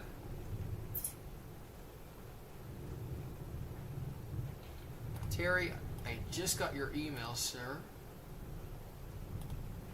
Yeah, I can see it covering the ground down there. Thank you for that report, Miss Terry Stevens, sending that in. Much appreciated. Down along Seagraves, or between Seagraves and Seminole on Highway 62. Good thunderstorm going on in Levelland right now. Yeah, thankfully nothing severe actively in Levelland. Some good showers and storms moving through though there in Hockley County. You need it. Need it bad. We're thankful to be staying away from that severe weather right now.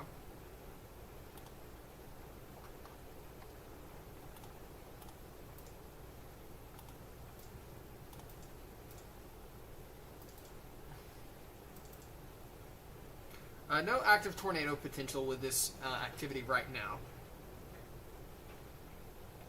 Snyder, yes, you got some storms moving into your south and west. Going to be a good little rain for you down there. Maybe some severe weather too. Notice radar really filling in right now. Again, no rotation, no tornado potential right now with anything that we have out there. Take a quick Now we're getting some hail.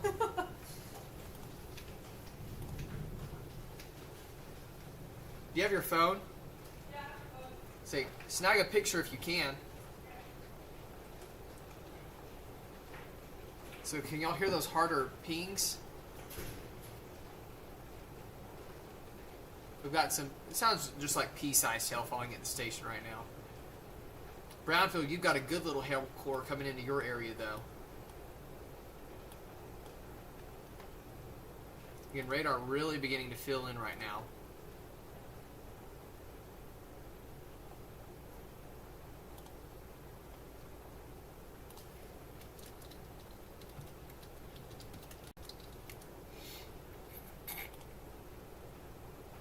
Grayson County, you've got some showers and storms going on up there right now. Severe storm moving in from your west.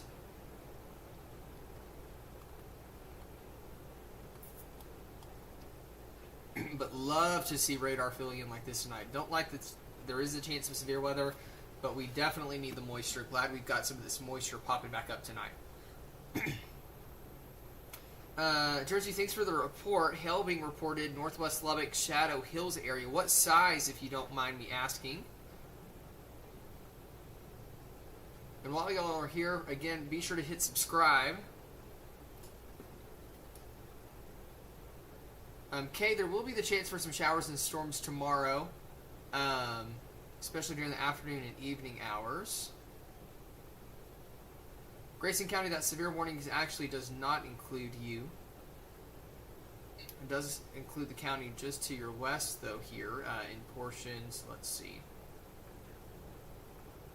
Oops. Cook County, quarter-sized hail and 60-mile-an-hour winds is going to miss Grayson County to the north.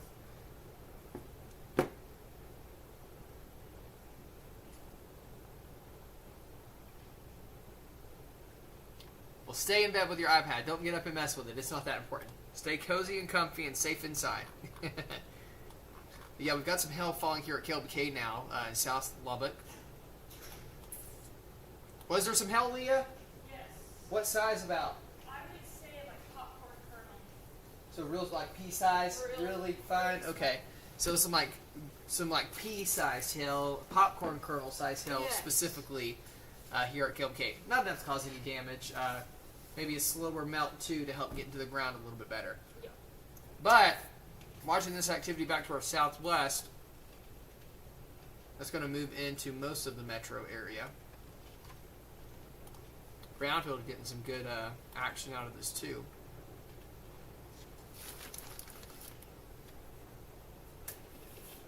Storming good in Brownfield down in Terry County right now.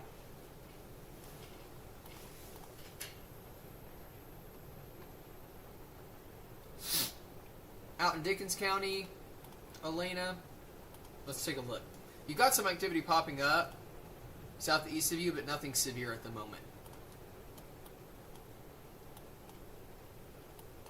New little storm popping up near Tahoka. Some back near Southland.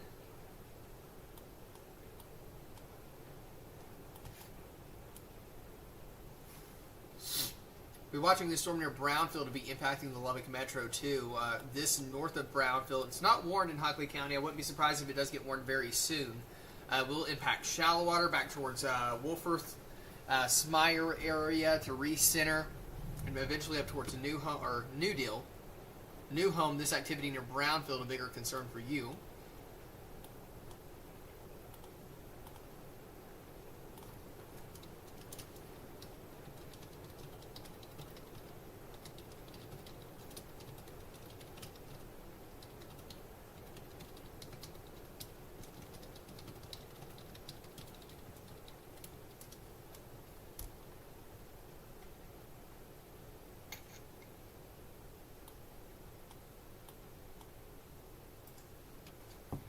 And I have one of our neighborhood weather network sensors at my home.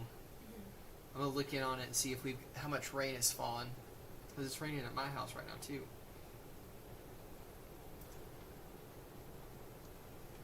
Wow, so far 1/2 of an inch. That's awesome. Love it.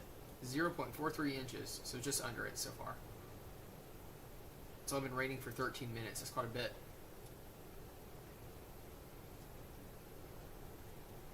That's about almost 2 inches per hour rate, 2 inch per hour rate there. So we'll likely see some flooded alerts come out for the Lubbock Metro within the next hour or two, especially as this main line moves in back from the west. Also off topic, these are so good. Have you tried them? No. No? Do you like hot chips? I do. I do like hot Cheetos. But I haven't tried the lime ones. Yeah, they're really good. I like the regular Flamin' Hot, but these are the Flamin' Hot Limon. And they're very good. I love kettle cooked jalapeno chips too. Oh yeah, so. Those are good. Mm-hmm. And just like that, the rain shut off. Wah, wah. We've got more coming in. Very thankful to see this filling in here in Hockley County. And again, right, it's funny because we were talking about along the Highway 385 corridors where we would see this activity pop up, and that the corridor runs literally here and then cuts back to Seminole. So it's funny to see how the line is literally right there on that corridor right now. Yeah. Did pop up west of it, which is good because that means more areas got rain than even what we were initially anticipating. So.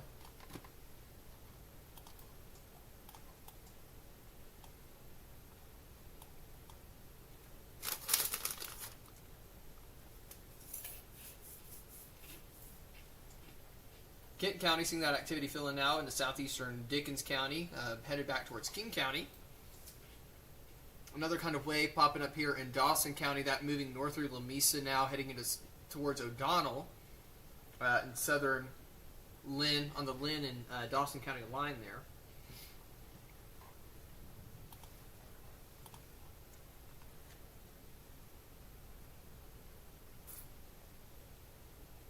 Lacey, if you're watching, they're still in East Lubbock. What size of hail are you seeing there outside of the loop? Haven asking, Jacob, does it bother you when people spell hell like H-E-double-L? No, because that's how I pronounce it. I cannot for the life of me pronounce hail. Say hell. Hail. Hail. It's very difficult for me to pronounce it that way. And I try. I have a really good buddy. His name is Lance Blocker. He used to be a meteorologist here in Lubbock at KMAC. And he gives me fits all the times. He's like, I'm surprised you haven't gotten in trouble for cussing on air yet. I'm like, I'm working on it. Hail. I get to talking too quick, and it comes out as hell, is what I'm saying. But hail is falling. These storms. Quarter size, Lacey. Okay, thanks for the report. If you have any pictures, Lacey, email that to me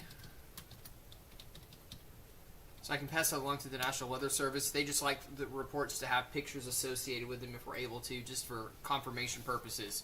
I put my email there, jrileywx@gmail.com. If you'll send me an email, if you're able to get safely a picture of that hail in eastern Lubbock County, I would appreciate that.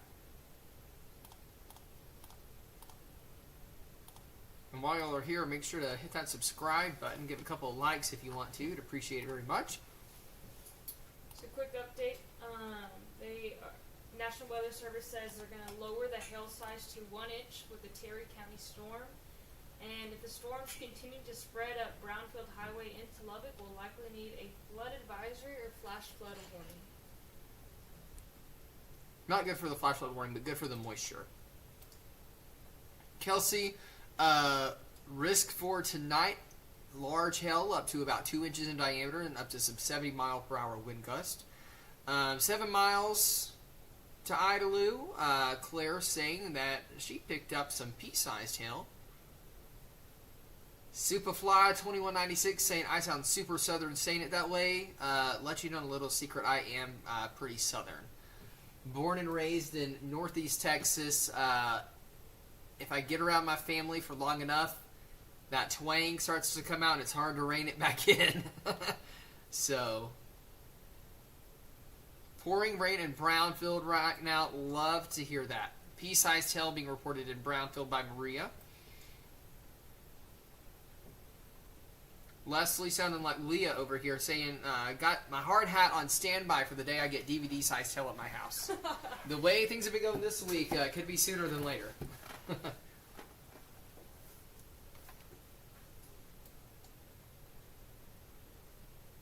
Richard, where is the hail core for you? Where specifically? What city are you referring to, my friend?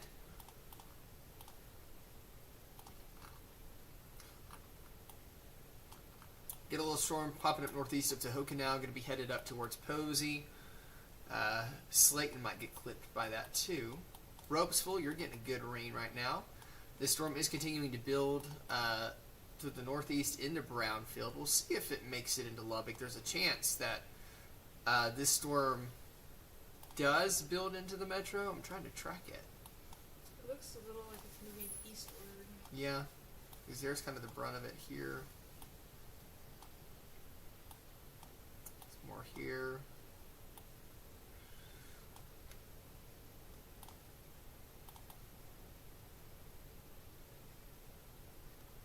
So it may miss us just to the southeast. Lubbock's luck, it's going to be this portion that moves through the metro, which will still be good, nice to get rain, but it'd be nice to get some heavier rain. That's probably what will happen, by the way. Good little storm in southeastern Bailey County going on still. No new warnings yet have been issued. But you were saying a flood advisory or flash flood warning may be needed, Leah, right? Mm-hmm. From the National Weather Service saying that? Yes.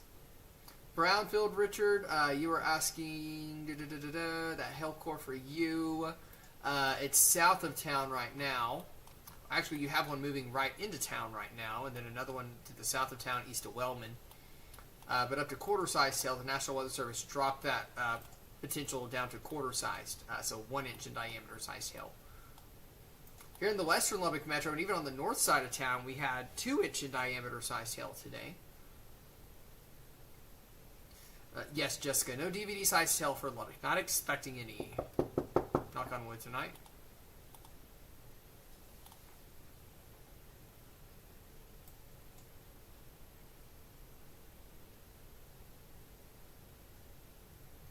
Laquita, there is more rain coming in. Right now, we're watching this activity from Brownfield that is moving towards the metro area.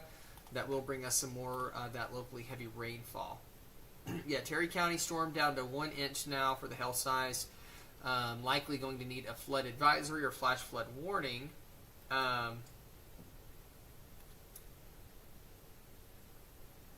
As that storm continues to track on in. Our sports director, Ryan Campo, joining us on the live tonight. He just texted me, said, give us some more food recommendations. I've got my hockey helmet just in case for the DVD-sized hail. Ryan's ready to go. Of course he has his hockey helmet, right? He's definitely from Michigan, can't you tell? He's not from Michigan. It's either Michigan or Wisconsin. One of those states. He's going to give me a hard time now because I can't remember off the top of my head. I think it's Michigan. I'm pretty sure it's Michigan. Nikki's saying her lights keep trying to go out. Just rain, Laquita. We could see some hail up to quarter-sized here in Lubbock. Get that storm holds together. Some 60-mile-per-hour wind gust. Anika is saying may just buy a hard hat to wear in the house at this point. Jayton, we've got some activity that is beginning to develop just to your west right now. Some ongoing lightning in and around your area. But again, we'll be tracking this. You are under that severe thunderstorm watch through 6 a.m. And we'll give everyone an update on that watch right now.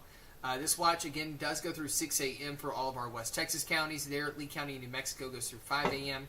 Main concerns up to 70-mile-per-hour wind gust and 2-inch in diameter sized hail with this activity. So we take a look in Brownfield. Very heavy rain falling right now. Likely some hail in the mix with that as well. Ooh. Oh, bright. It was bright.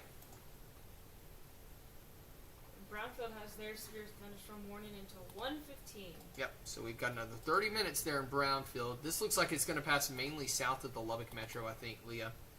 That Brownfield storm. But it will impact Lynn County, so heads up to Hoka, back up towards New Home, Wilson area. This one could bring you some rain. We'll be watching this in southeastern Hockley County as it's starting to take more of that easterly jog and will impact a good chunk of the metro. It looks like it shrunk a little bit. Yeah, it's kind of dwindling. I wonder if this initial band that we had move through Lubbock first impacted that in any way. Right. It is Michigan, okay. I thought so. I should have stuck with my first guess. If I wanted to really make Ryan mad, I could say Michigan, Wisconsin, what's the difference? He would say, there's a whole lake separating us with the hands and everything.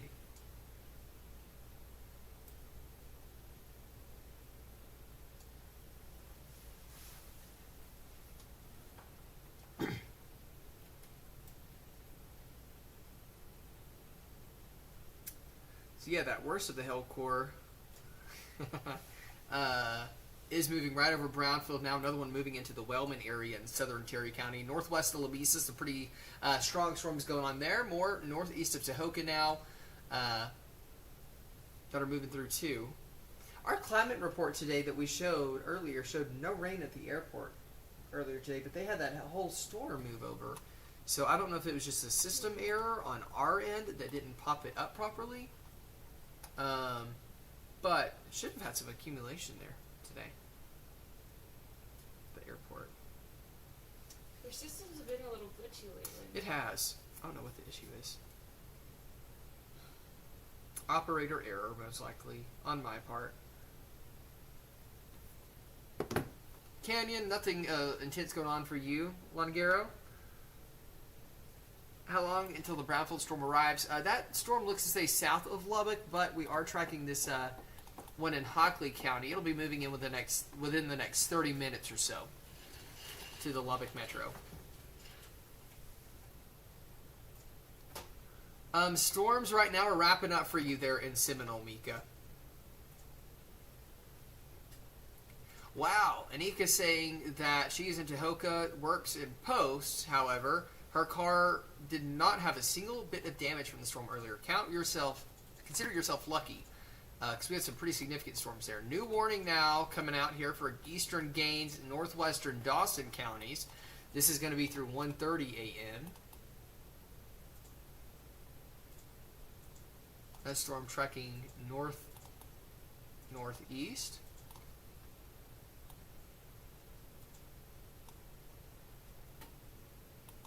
We're going to see how quickly it's moving.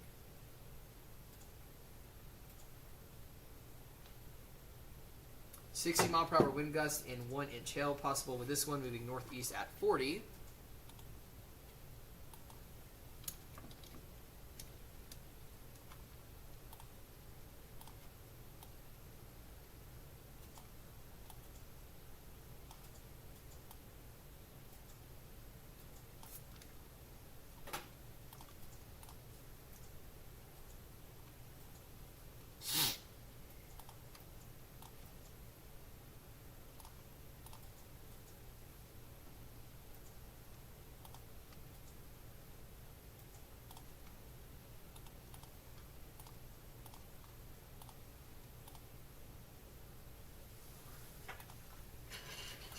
Okay, going to get this new warning posted out to social, so it's going to get a little quiet here on our end for a bit, so bear with us. And Leah, if there's anything that you want to add, feel free to.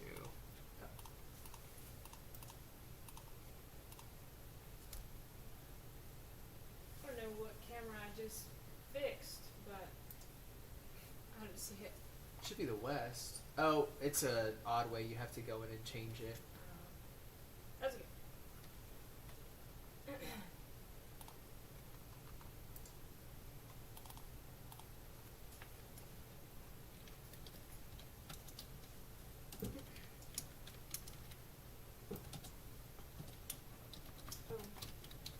They just put a new severe thunderstorm warning over Scurry County.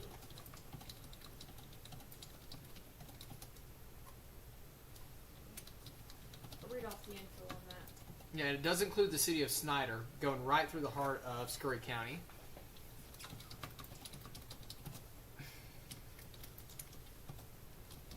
Yeah, so it goes through Scurry County and it has a little bit of Mitchell County. And so this thunderstorm warning is going to last until 1:30.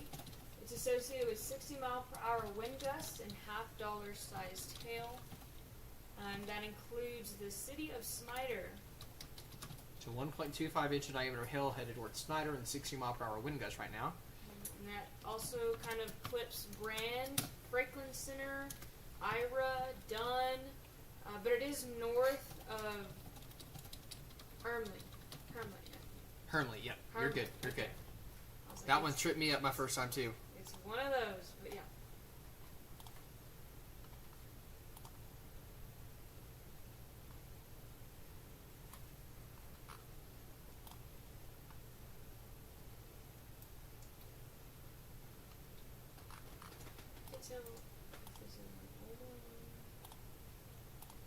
What one?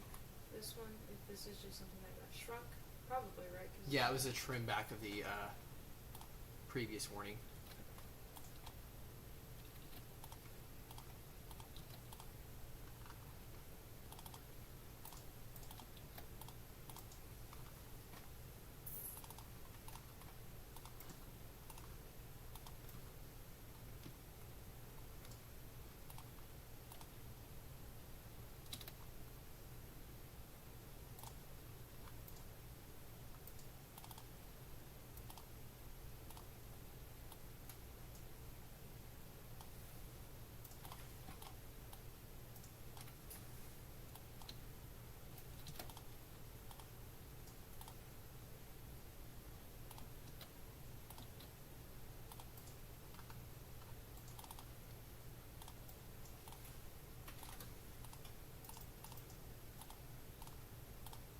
We'll go to that one in Scurry County real quick.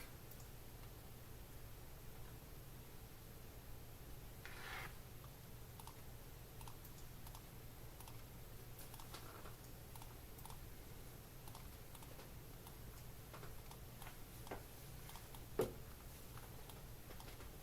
they just put out the flash flood warning. For Lubbock. This one's moving more east, northeast at about 30. So Snyder, this one's going to clip you just to the south.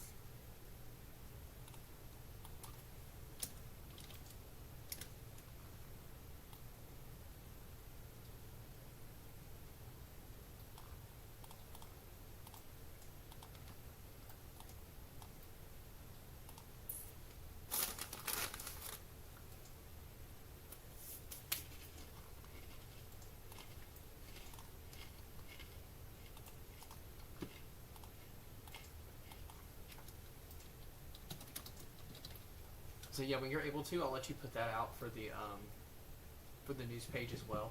Okay. News and weather page, please. Yeah. Thank you very much. Mm-hmm.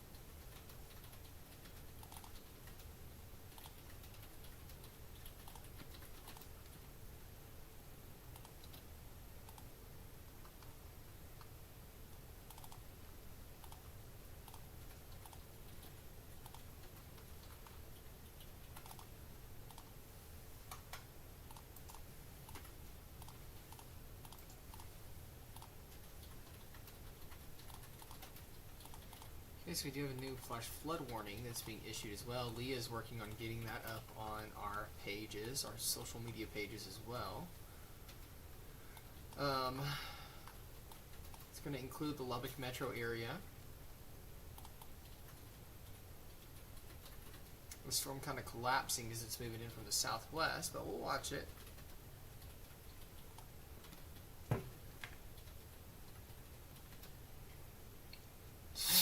Lynn County about to get in on much more. Is that a flash flood warning? Yeah, there we go. So new flash flood warning through 3 a.m.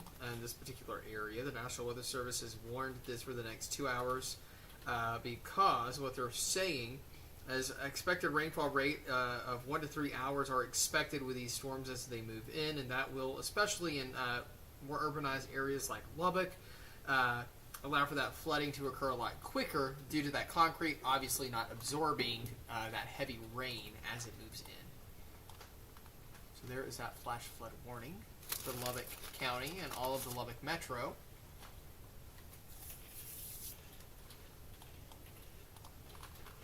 A new warning has been issued here for southeastern Gaines, Andrews, Martin, and Dawson counties of this storm that's tracking more to the east, northeast now.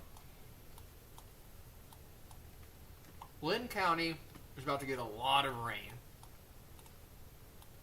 We've got the storms moving in from Dawson County from the south. Those are going to start to interact with this activity moving out of Terry County and result in a lot of rainfall for us.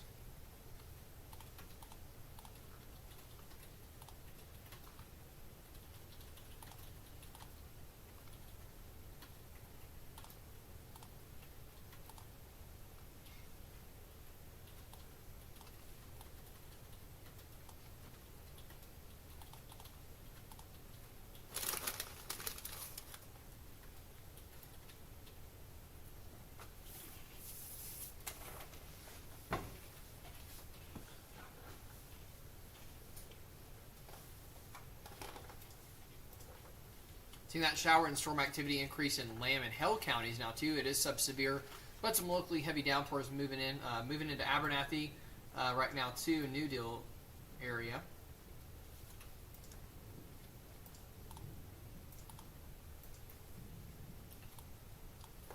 We'll just look at this for the past 30 minutes.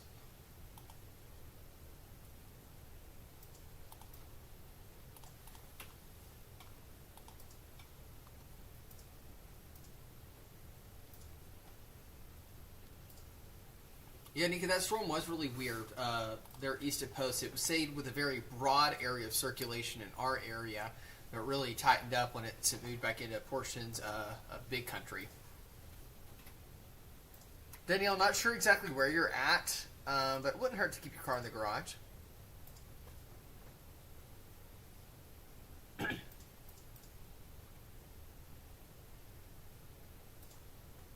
Josh saying South Lubbock just got quarter-sized hail. Yes, this is a very big flash flood warning for the area.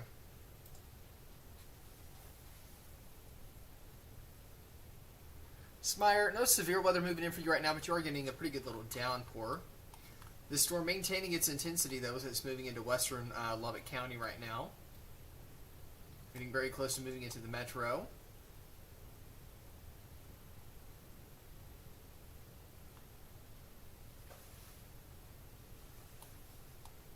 Storm pretty stout just north of Lamesa, headed back towards O'Donnell. Last night about this time, O'Donnell had confirmed wind gusts of 93 miles per hour. Carlos, you're saying no chance of hail. Where are you asking for on that specifically? Erica, sure. 4th and Slide area. Going to be... Really quickly. What's up? You're live on your Meteorologist page on YouTube, right? Yes. Yep. The viewer asking if you'll be on Facebook Live. Yeah, I have the link up on the most recent posts as well, if they want to go there. They can get the link, or here if you want to... Let me see. Yeah. So there's 4th and Slide, Erica asking in the chat. We'll zoom out a bit for you right now. Show you this portion of the storm.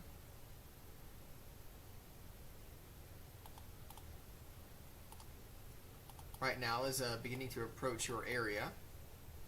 So very heavy rain, likely some small hail associated with that as well.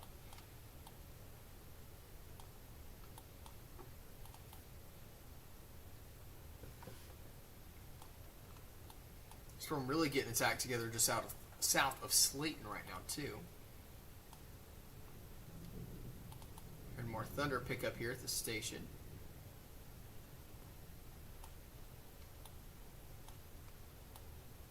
over the past 30 minutes. Here's kind of what we've been dealing with across the region.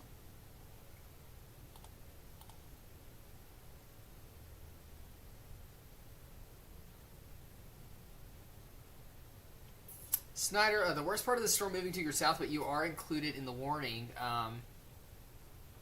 Windy, to $half size hail and 60-mile-per-hour wind gust.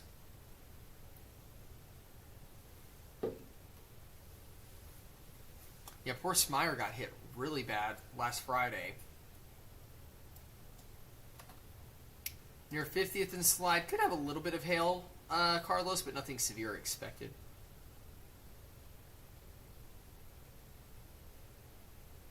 Samantha, scattered showers and storms will continue on and off overnight tonight. Severe threat should be winding down for Lubbock over the next 2 hours or so, but we could see those severe or those stronger storms continue again through as late as 6 to 8 a.m. tomorrow morning. National Weather Service gave us an update. We're looking at more than likely a severe warning being issued for Lynn County.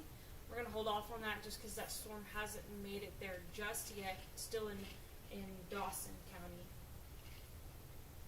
Which one are they talking about? Dawson County or the one coming out of Terry County? The one coming out of Dawson moving into Lynn. Okay.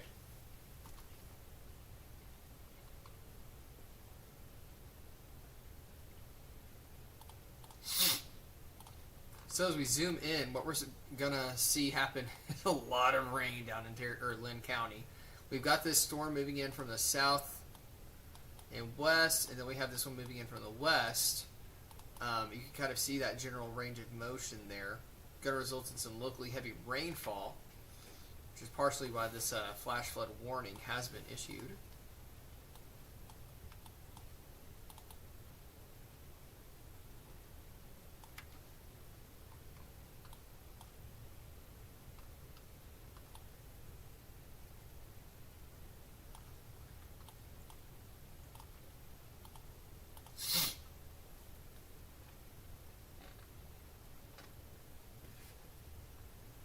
Karen said Seagraves had a good rain and some light hail. Thanks for the report, Karen. Glad to hear that.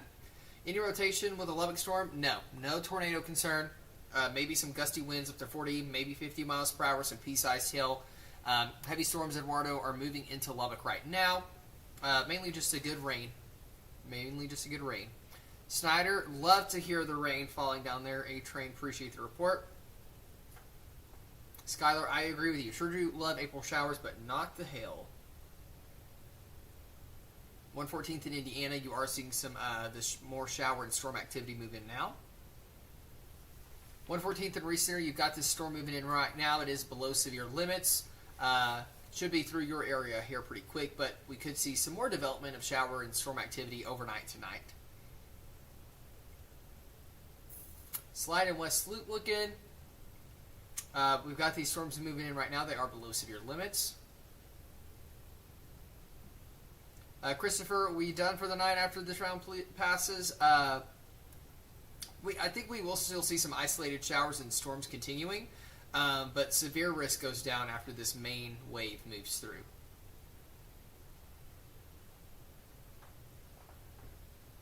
Oh, we'd love to hear that, Brian. We're helping you out with your storm anxiety. That's good news. April, sorry to hear that your dogs are worked up. Mine probably is at home too. He's not a fan of lightning at all or thunder. He gets scared when I sneeze, which I do have a loud sneeze, but he's a big fraidy dog, we like to say.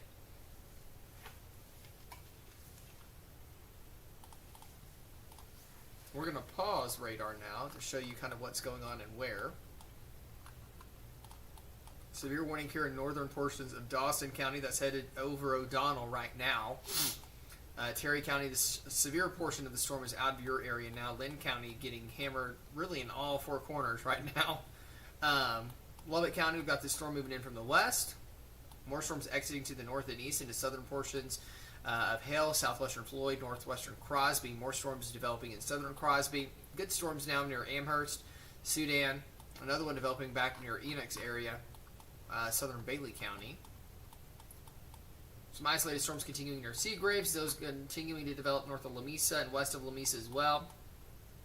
Down in Snyder, seeing some showers and storms there. Some throughout portions of Borden County. Not as widespread there. More going on in Garza County, moving in from the west. Kent County exiting to the north into southern Dickens County, into western King County. Oops.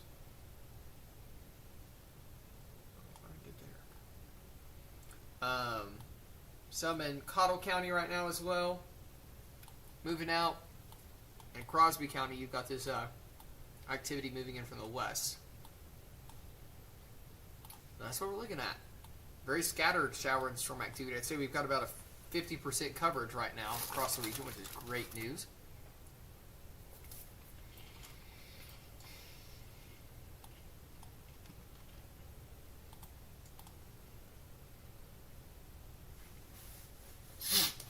Josh saying that Interstate 27 and Loop 289, Josh Dominguez reporting some flooding there.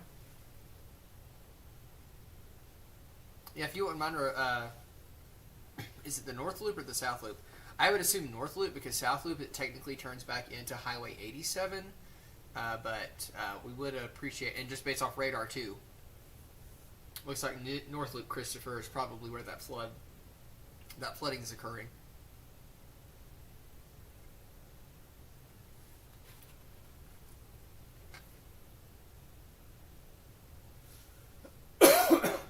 Helen Cotton Center, not looking likely right now. You could see some of the storm out near Amherst, though, headed your way.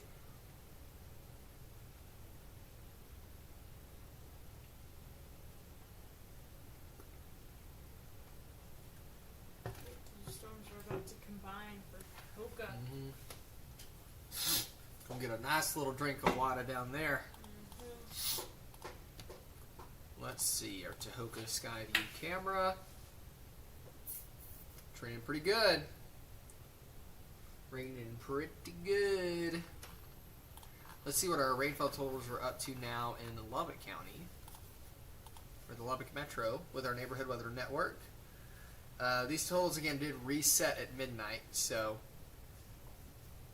they're a little lower. About 62/100ths of an inch there in southwest central Lubbock. It's probably close to 1/14. And slide.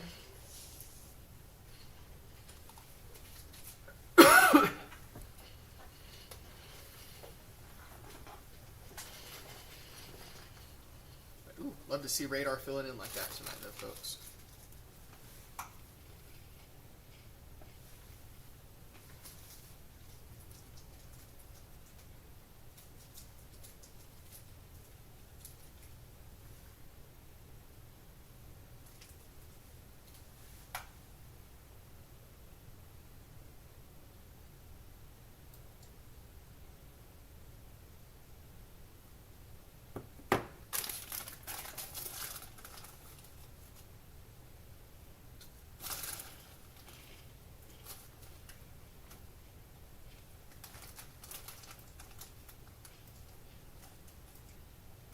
I don't know about you, Lee, but my diet has been so awful the past 10 days. I'm eating so much junk. I'm about to. And I'm like, ugh. I'm jumping on that train now too. Oh, there's a new one. Like basically, we're eating whatever we can. Yeah. Whatever's quick and easy.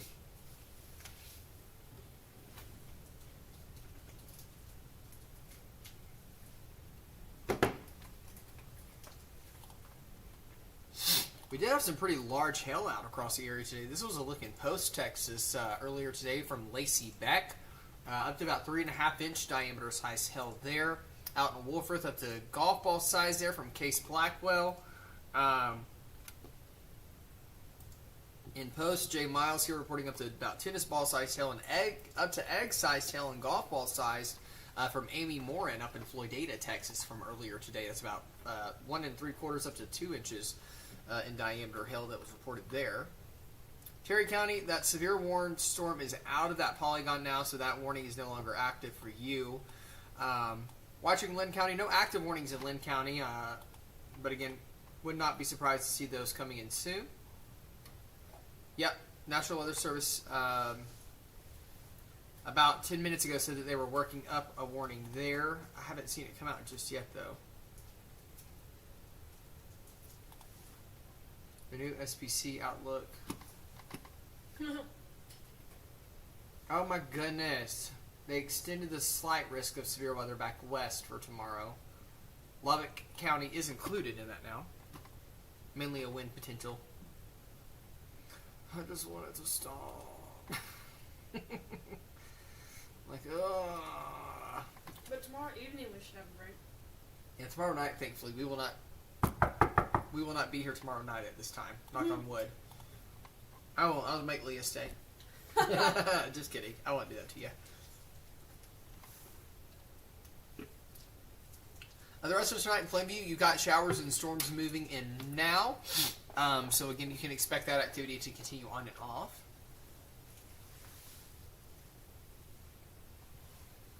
Wendy reporting hail and Snyder. Wendy, what size are you seeing there? Eduardo, I promise you I am not coughing intentionally. So these chips aren't real spicy, but my throat's a little dry and just irritated from talking so much over the past couple of days. Week before last, I had strep too, and my throat's still a little sore from that. So just kind of the agitation, dryness, and then the chip going down the wrong pipe, not helping add to things. Lubbock on 19th and Texas Avenue. We've got some light rain going on now. Expected to get a little heavier here, Anthony, over the next couple of minutes, but no severe weather is expected.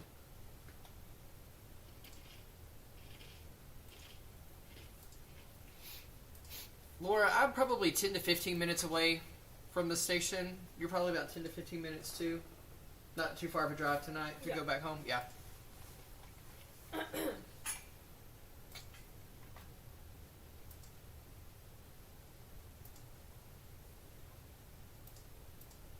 Sheila, it's for tomorrow. I double checked. It starts at 12Z Wednesday and goes through 12Z Thursday. So it's roughly 7 a.m. Wednesday morning through 7 a.m. Thursday morning is that slight risk for Lubbock.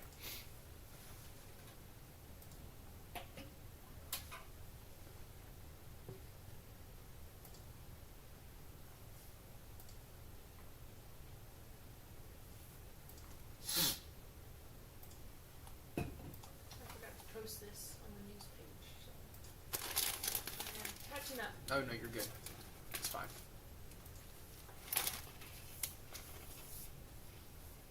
Looks like the worst of that rain is going south of the metro anyways.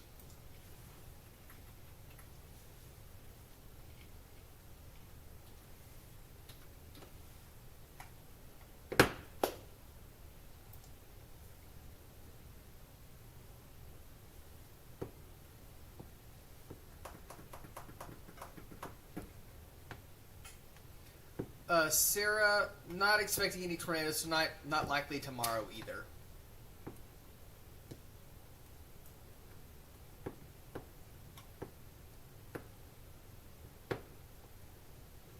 We have not had any additional warnings issued recently, which is good. Just kidding. This other one. Had one for southeastern Scurry County. Yeah, I was like, what? That's what I get for speaking too soon. But yeah, right here.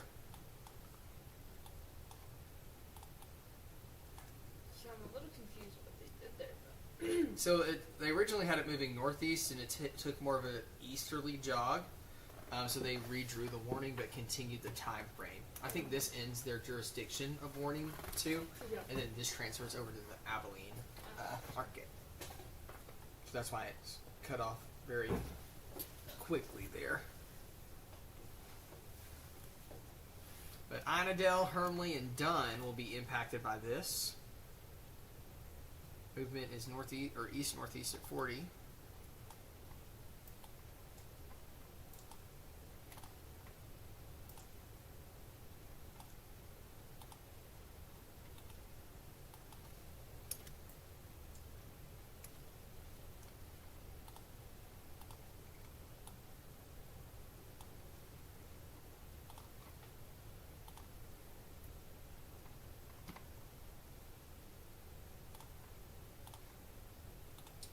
they did cancel the severe thunderstorm warning in Hockley County.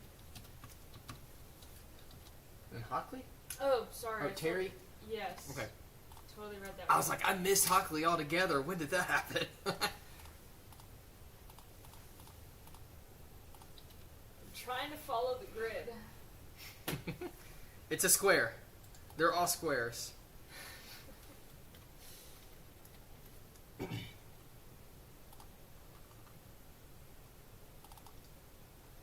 Getting this new warning posted up to social media real quick, folks. Bear with us.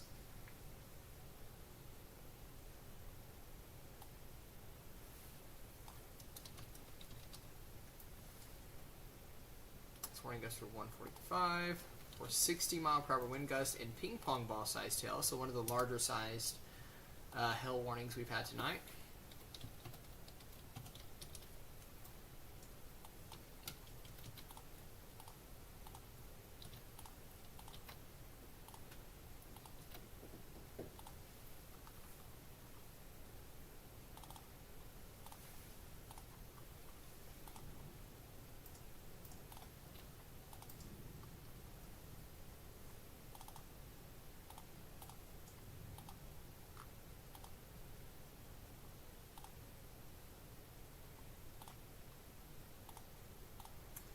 Some pea-sized hail out in Brownfield. It's flooding pretty good down there in Terry County too. Thanks to Richard Roja for sending that in.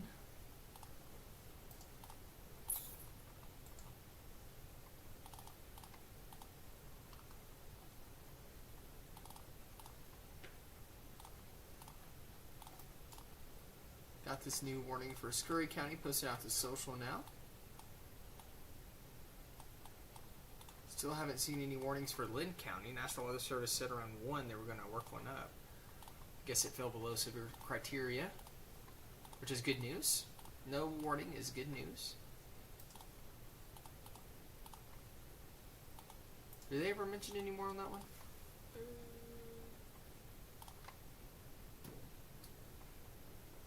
No. They did say the 60-mile-per-hour gust at the Guthrie Mesonet side is suspicious. They are not sending a local storm report for it until it can be further investigated. Okay. So Guthrie is right here. Guthrie's there. The Mesonet side's about there. So it had, as a little storm moved through, a 60-mile-an-hour gust. But they're not overly concerned with that right now. Fine by me.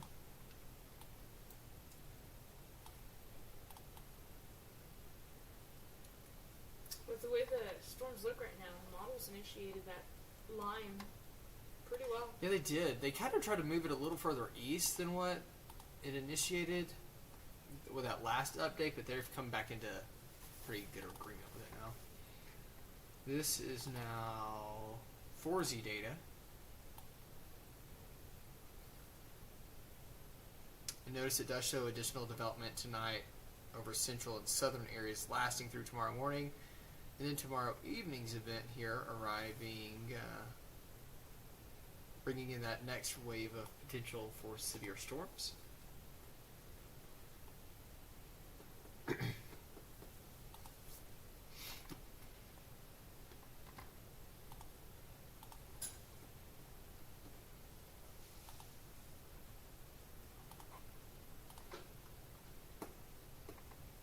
Yeah, New Home, you've got some pretty active stuff going on right now. It's not severe, but again, some very heavy rain, some storms. Hermley getting some reports of hail down there. Let us know what size if you are able to, Brian, safely. Richard, how do I properly pronounce it? Give me an A for trying to say your last name. R-O-C-H-A. Is it Rocha? I've known it as Rocha. Rocha? I think I said Roca. Uh-huh. Rocha? Okay. Apologies, Richard. Rocha. Okay, there you go. I am not the best at pronouncing things, so thank you for giving me grace.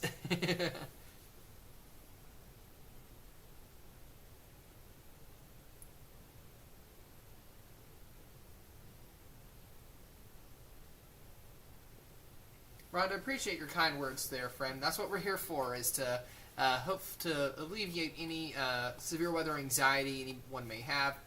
It's not uncommon for a lot of people to have, so We're here to just give you the facts, let you know what's going on, and hopefully help keep everyone safe and informed as these storms roll on through.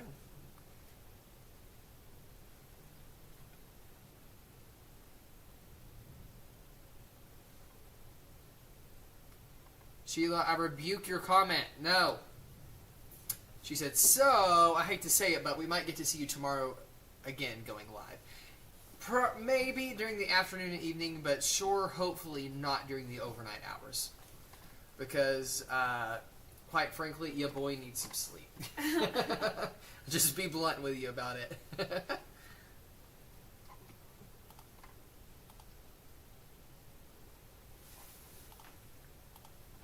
We do have a cold front coming in on Friday. I know it's going to be so much cooler, highs in the 60s. It's going to be nice and cool. We'll be hoping for days like that come July and August. In September, in October. I actually bought October to cool down. I'm not looking forward to that heat. No. You want to judge me really hard right now? What? You know what kind of music I've listened to the past couple of days? What have you been Christmas. No! So I love jazz. I love jazz music, and I love Christmas jazz. And I was like needing something to just like chill my mind out a little bit, kind of calm me down, listen to it. I went out to sleep. Okay. But I was like, because to about February, I'm like, ugh, like Christmas was fun, but it was a lot. Yeah. And then by April, I'm like, I miss it. I will It's say, my big time toxic trait of mine. I don't think I can judge it though, because Christmas jazz is really nice. It's really good. I love a good saxophone. Nothing beats a good saxophone, in my opinion. But my Spotify playlist is one of those that'll go from like classical to like heavy metal to like country to like Christian, back to heavy metal. So I'm like, you literally get a little bit of everything if you're if you pass me the aux. So Yeah, so don't join Jacob on Spotify. Unless you have his wild music taste. yes.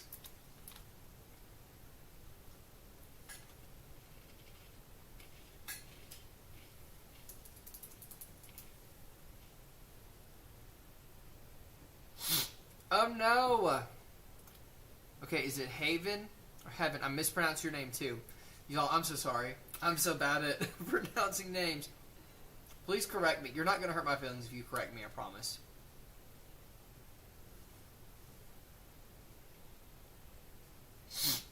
Funny story. I won't name the name of the establishment, but I went to a sandwich place one time. And they asked for my order for the sandwich, and I told them Jacob. They're like, okay. So I got my order, and it had my name on there. They spelled it Jaceb for Jacob, but the biggest kicker was they took a pen and wrote over the C to make it a K. So they spelled it Jacob. So I'm like, that's my actual name now, is Jacob. Heaven, okay. Not Haven, Heaven, like in the Bible, okay. Well, that's easier to remember now. Perfect. Tasha, I think I'm about to go to get some sleep before the nasty stuff gets to Jayton. They've got probably about an hour or so before that activity arrives there in Jayton.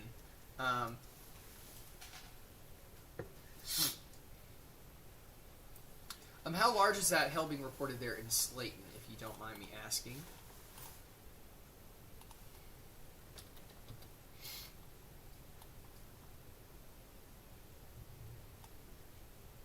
Let's pull up our Slayton cam and see if we've got anything popping up there. Good little storm popping up near Wellman now, southeast of Brownfield.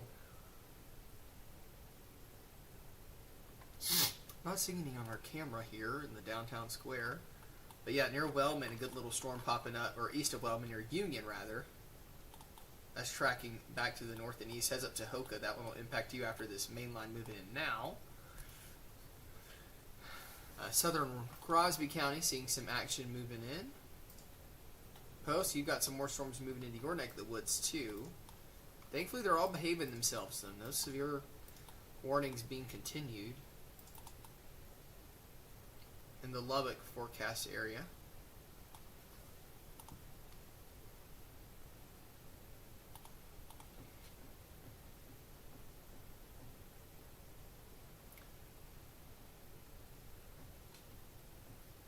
Richard in heaven, y'all's names aren't weird. I just cannot pronounce.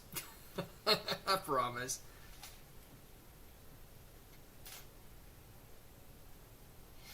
Anika is saying, not to cause alarm, but the sky is falling in Tehoka.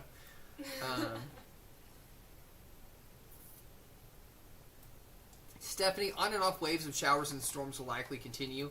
Kind of what our forecast models were showing was a band of showers and storms continuing to develop overnight tonight, and we're starting to see that set up right here in Gaines County. So, kind of depends on where exactly this is going to track. As we go over the past, we'll go back the past 3 hours. Started to see that activity develop in that particular area. As it's moved east, it's stayed more development to the east and northeast. So I think this general region tonight is where we're going to see kind of that training event happen, and where we will see some locally heavier rainfall totals based on current trends.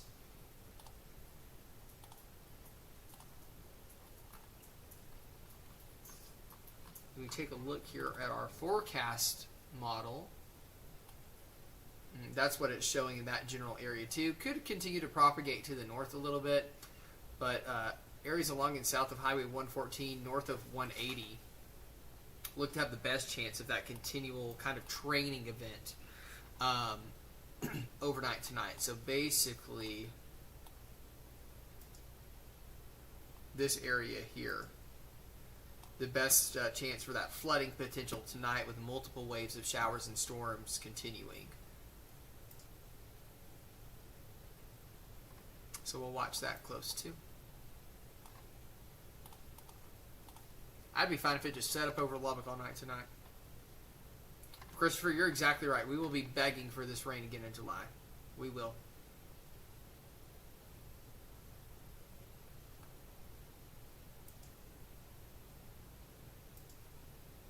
Stephanie, yeah, I think you're A-okay to go ahead and wind down for the night and get some sleep.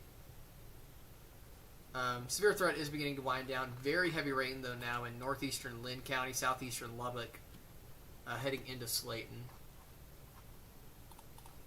Let's go back to our Slayton camera. Give you a look at that. Eerily still. Look at that. The flag's not even moving in the wind. That storm beginning to move into Slayton now. Interesting. Post is getting rocked again. Lots of lightning there in Slayton. Post, y'all are getting drenched today. Love to see it though. Lake Allen Henry's probably going to be bumping good by the end of this week. Very heavy rain developing though over southern and central areas right now.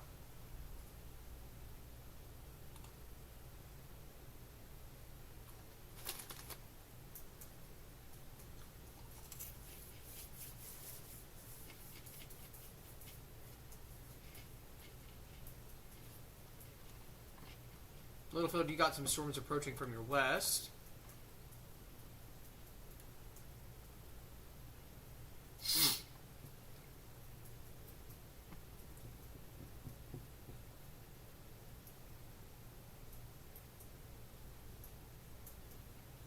It's like those storms are really cranking up for you right now.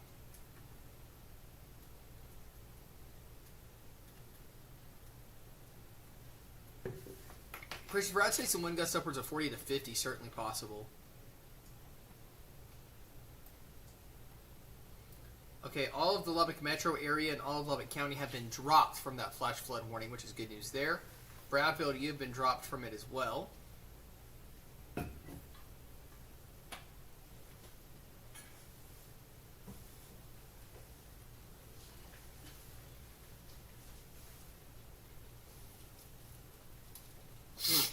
And around 2 o'clock, meteorologist Chris White is going to come in, and we're going to let him take over here, and we're going to be hopping off of live, so he will be posting active warnings and updates on social media should they be issued again through the overnight hours tonight into early tomorrow morning. So make sure you are tuning in with him there for those latest updates.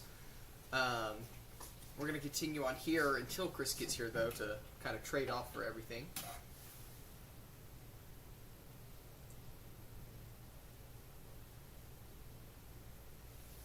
Let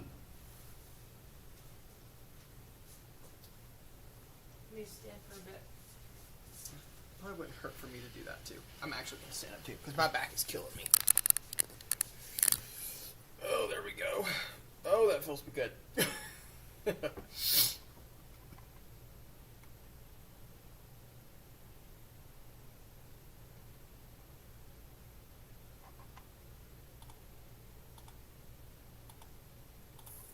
too crazy right now, thankfully.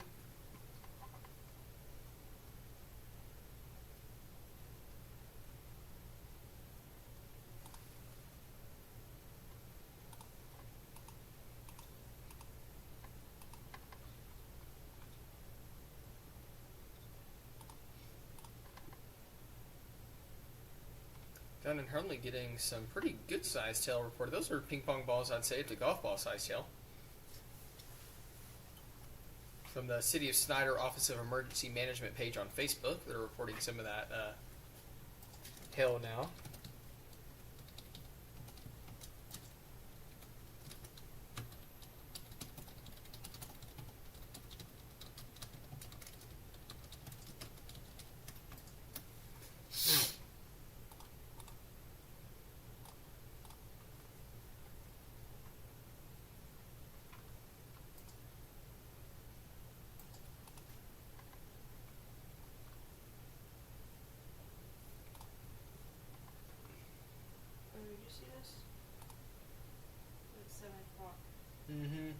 It was insane out north of Seymour.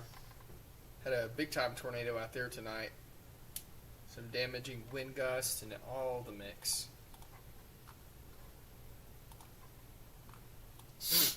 Crosby County lighting up like a Christmas tree tonight. Same from Terry County through Lynn into Garza down into Dawson counties as well. Floyd back towards Castro and northern Lamb County. Seeing quite a bit of activity as well. All this below severe limits for the most part. But again, pretty active. New warning coming for extreme southeastern and Dawson, southwestern Borden counties through 3 a.m. That storm, I think it's taking more of an easterly jog. Yeah. So we'll watch it. More storms starting to try to fire up in southwestern Andrews County.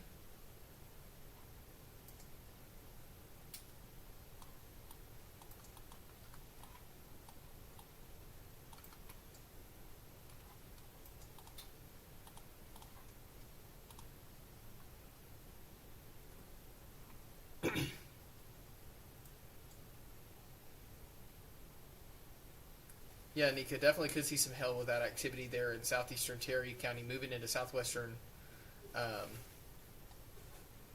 Lynn County. Heaven, don't tell me what to do.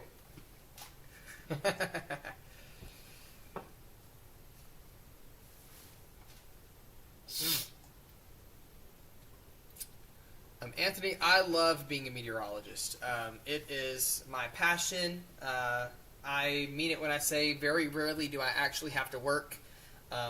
Getting to come to work is big time joy for me. Really enjoy getting to do what I do every day and get paid to do it. So, but yeah. What about you?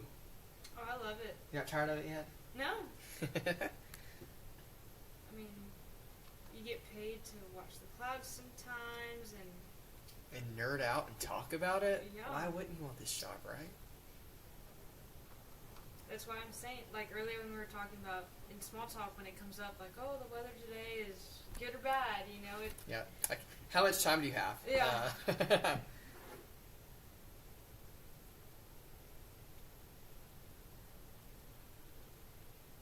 I said, do you want the Cliff Notes version or do you want the full, like, in-depth deep dive? The TED Talk? It's more like a Riley Rambles, though, when you ask me, so.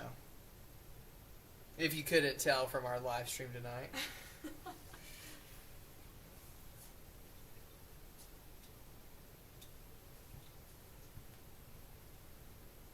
What I want to know is why 178 of you are still awake at 1:37 a.m. on a Wednesday morning.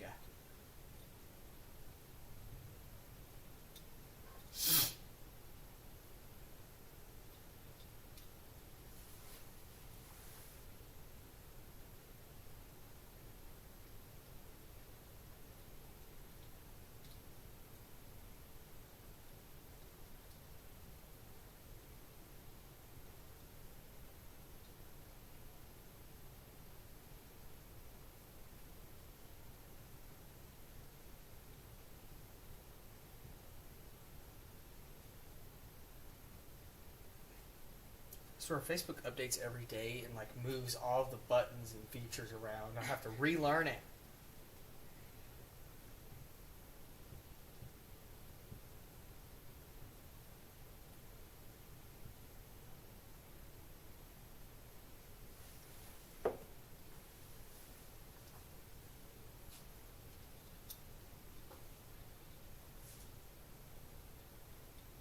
I just really appreciate that these storms are moving like 30 to 40 miles per hour. Because if these were moving at 15 or 20 like they were the other day, I know we'd be having a lot more of a flooding issue tonight for sure. oh yeah.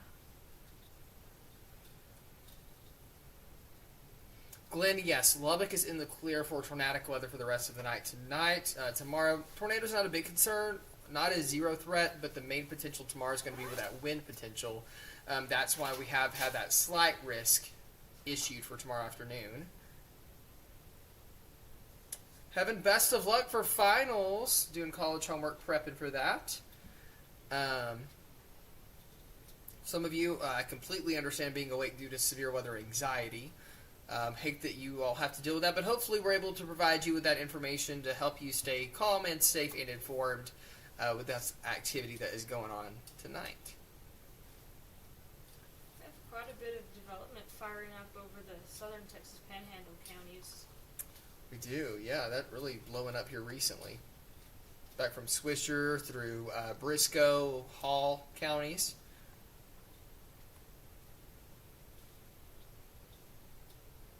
Oh, I'm so sorry to hear that. I lived in Clarksville, Tennessee when the 2023 tornado outbreak happened and was a mile away from it when it touched down, and ever since then I can't sleep when it rains. PTSD is a real thing, and even with severe weather, even little things of just even rain or thunder and lightning can trigger that off. So hate that you all are dealing with that, but again, that's what we really strive for here on KLBK is to stay cool, calm, and collective, to provide you all with the information, just the facts as to what's going on with the weather, and let you know when it needs to be taken seriously, and when you're okay to go to bed. And for tonight, rest assured, in Lubbock, for the most part, we are done with severe weather. Could still see some more showers and storms, but severe weather risk for us is done. Not expecting any tornadoes across the area tonight, but we could have some gusty winds, maybe some hail associated with it as well.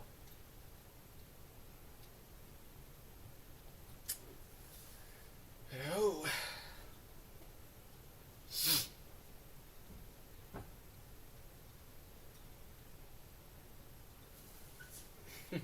Ashley saying, if y'all could just tell Slayton to calm down a little bit.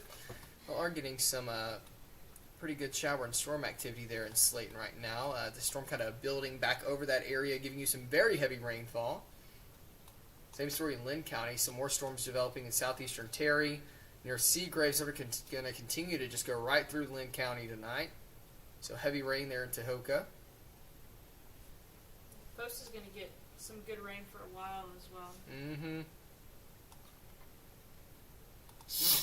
So again, that corridor of training looks to be setting up right in this general area here. A very heavy rainfall for tonight.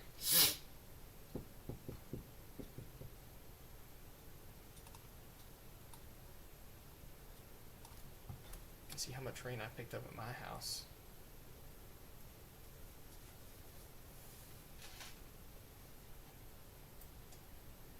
Uh-oh.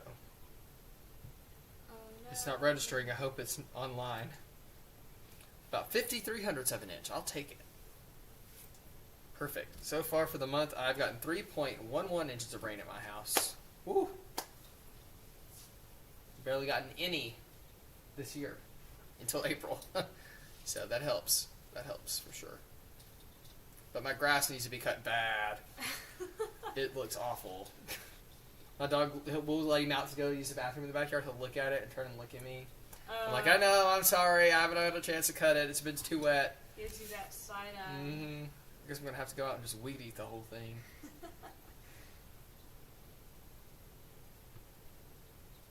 Yes, you know he's a brat. Oh, he's got a bit of attitude. He does have an attitude.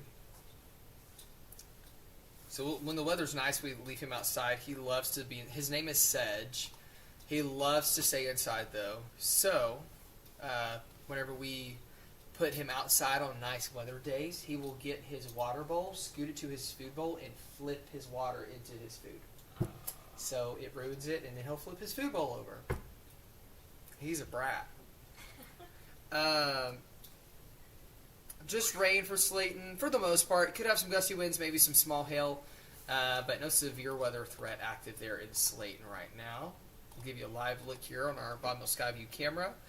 Got some heavy rain though going, likely some flooding going on down there in the town square. Lots of lightning as well. And in post, we've got some of that heavy rain continuing here, with some flooding going on along U.S. Highway 84 tonight. Let's take a look in Brownfield. Might be Greenfield by the end of the week with all the rain that they've gotten tonight. So far in the past 24 hours, Post has had nearly 2 inches of rain. Wow. At the Mesonet site. Starting to see some more development down in west and southwest of Hobbs with this line. So again, imminently the area of heaviest rain that's beginning to set up is in this general corridor here. We'll go back up as far as that area. But also watching here in Lee County for this activity that will start to move back more north and east too. It's going to be a nice, just rainy night. I forget who sings the song, but it's I Love a Rainy Night. It's one of the many on my playlist. That's all that I know for the most part. But.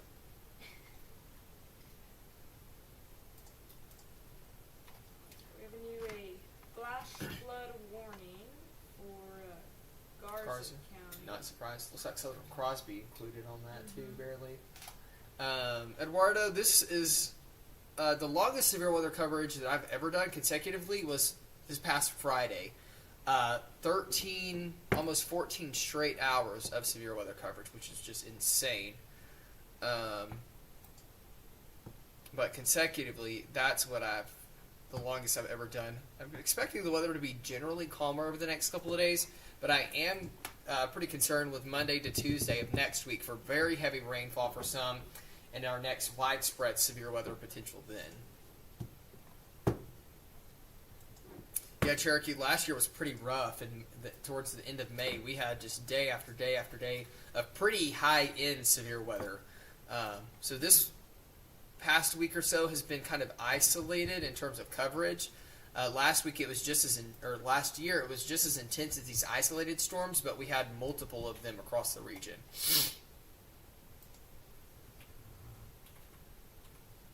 So the thunder could be loud in Slayton because I haven't looked at any upper air soundings, but we have had a cold front move through, and typically with the cold front, we have cooler air at the surface, and then just above the surface we do have usually slightly warmer temperatures. That's called a temperature inversion, and when we have that, it can actually allow thunder to be much louder than what it was. So think of it as kind of like a cupped area, like you're in a cave and you clap and that echo occurs. Kind of the same thing happens whenever we have that temperature inversion with cloud-to-ground lightning. It can make that lightning much louder, or that thunder, rather, I should say. Eddie Rabbit sings that song. There we go.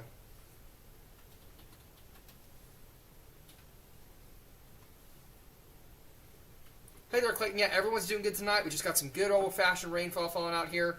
We have had some larger hail down near Snyder, but Lubbock and Amarillo, we're good right now. Just some good rain falling, some light rain here in the Lubbock metro, more expected and possible overnight tonight. Got thunder being reported in Canyon. Yeah, Canyon actually got hit by a tornado Friday night, too, in EF1. It was on the ground for about 5 minutes, but damaged some neighborhoods up there.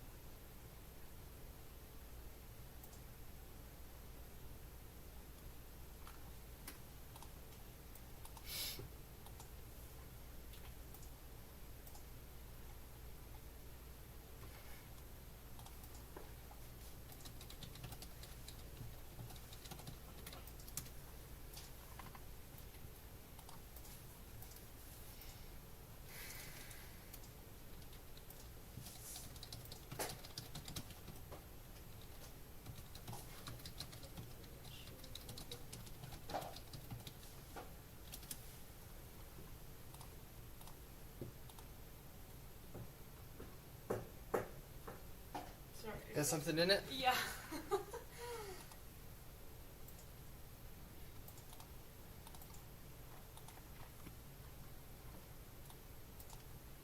I appreciate all of you guys subscribing tonight too on YouTube. Really appreciate that. If you're on Facebook, head over and give a follow there. I'd appreciate that too. We just passed 51K on Facebook, which is awesome. The past couple of nights are the first times I've done lives here on YouTube, but liking it pretty good. We're almost at 600 subscribers, so really appreciate all of the support from all of you very much. Brian, yes, overall the line is pushing to the east.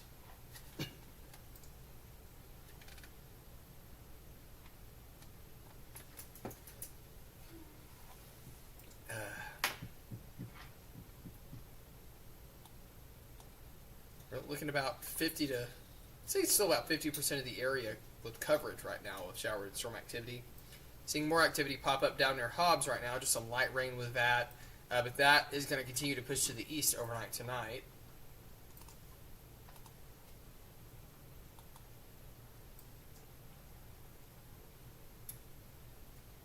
Fayetteville is getting some. Severe weather. Yeah. Goodness. Hobbs Highway being reported between Seagraves and Brownfield right now. Pretty awful, quote-unquote, conditions from Cooper Williams, saying that flooding across the roadway is occurring in places. Go very slow and don't be out unless you have to. Thanks for that report there.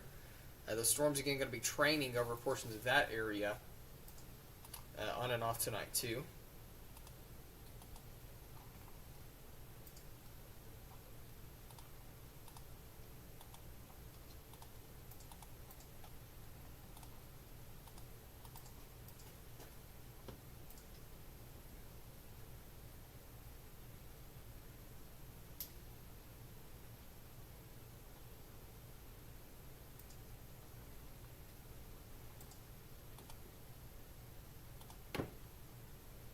It is now 1:50.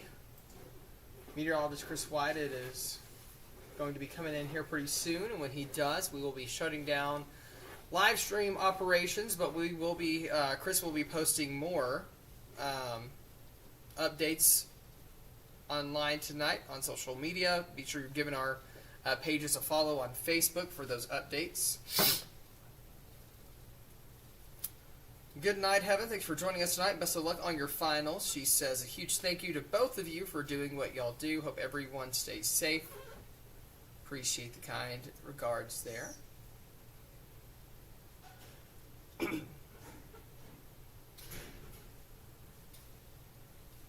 There's Mr. Whited.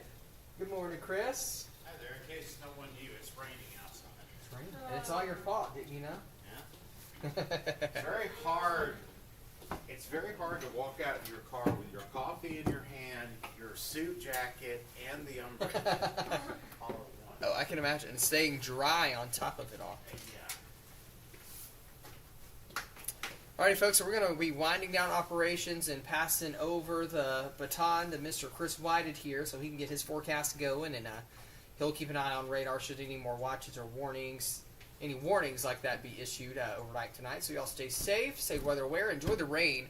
For the most part, severe weather is completely done with for the night tonight. Could have some isolated larger hail up to maybe quarter size, maybe some 50 to 60 mile per hour wind gusts. No tornado threat tonight, rest assured. But again, just enjoy the rain. We do have the slight risk that has been issued for tomorrow. We'll show you what that looks like real quickly here before we hop off.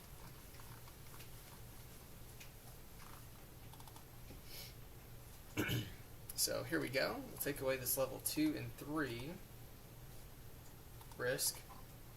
Oh, the level 2 actually can come back. But yeah, this is the look for tomorrow.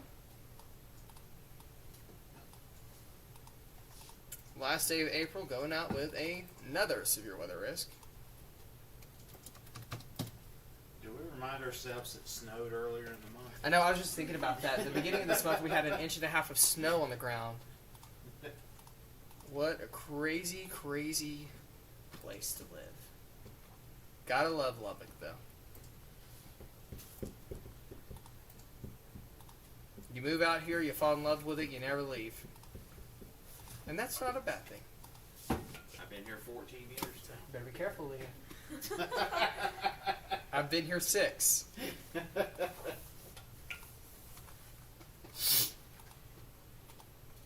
We're trying to make Leah stay as long as we can. She does a good job. Not just saying that because you're here either, I promise. It's not the late night delusion. Yeah, I promise it's not.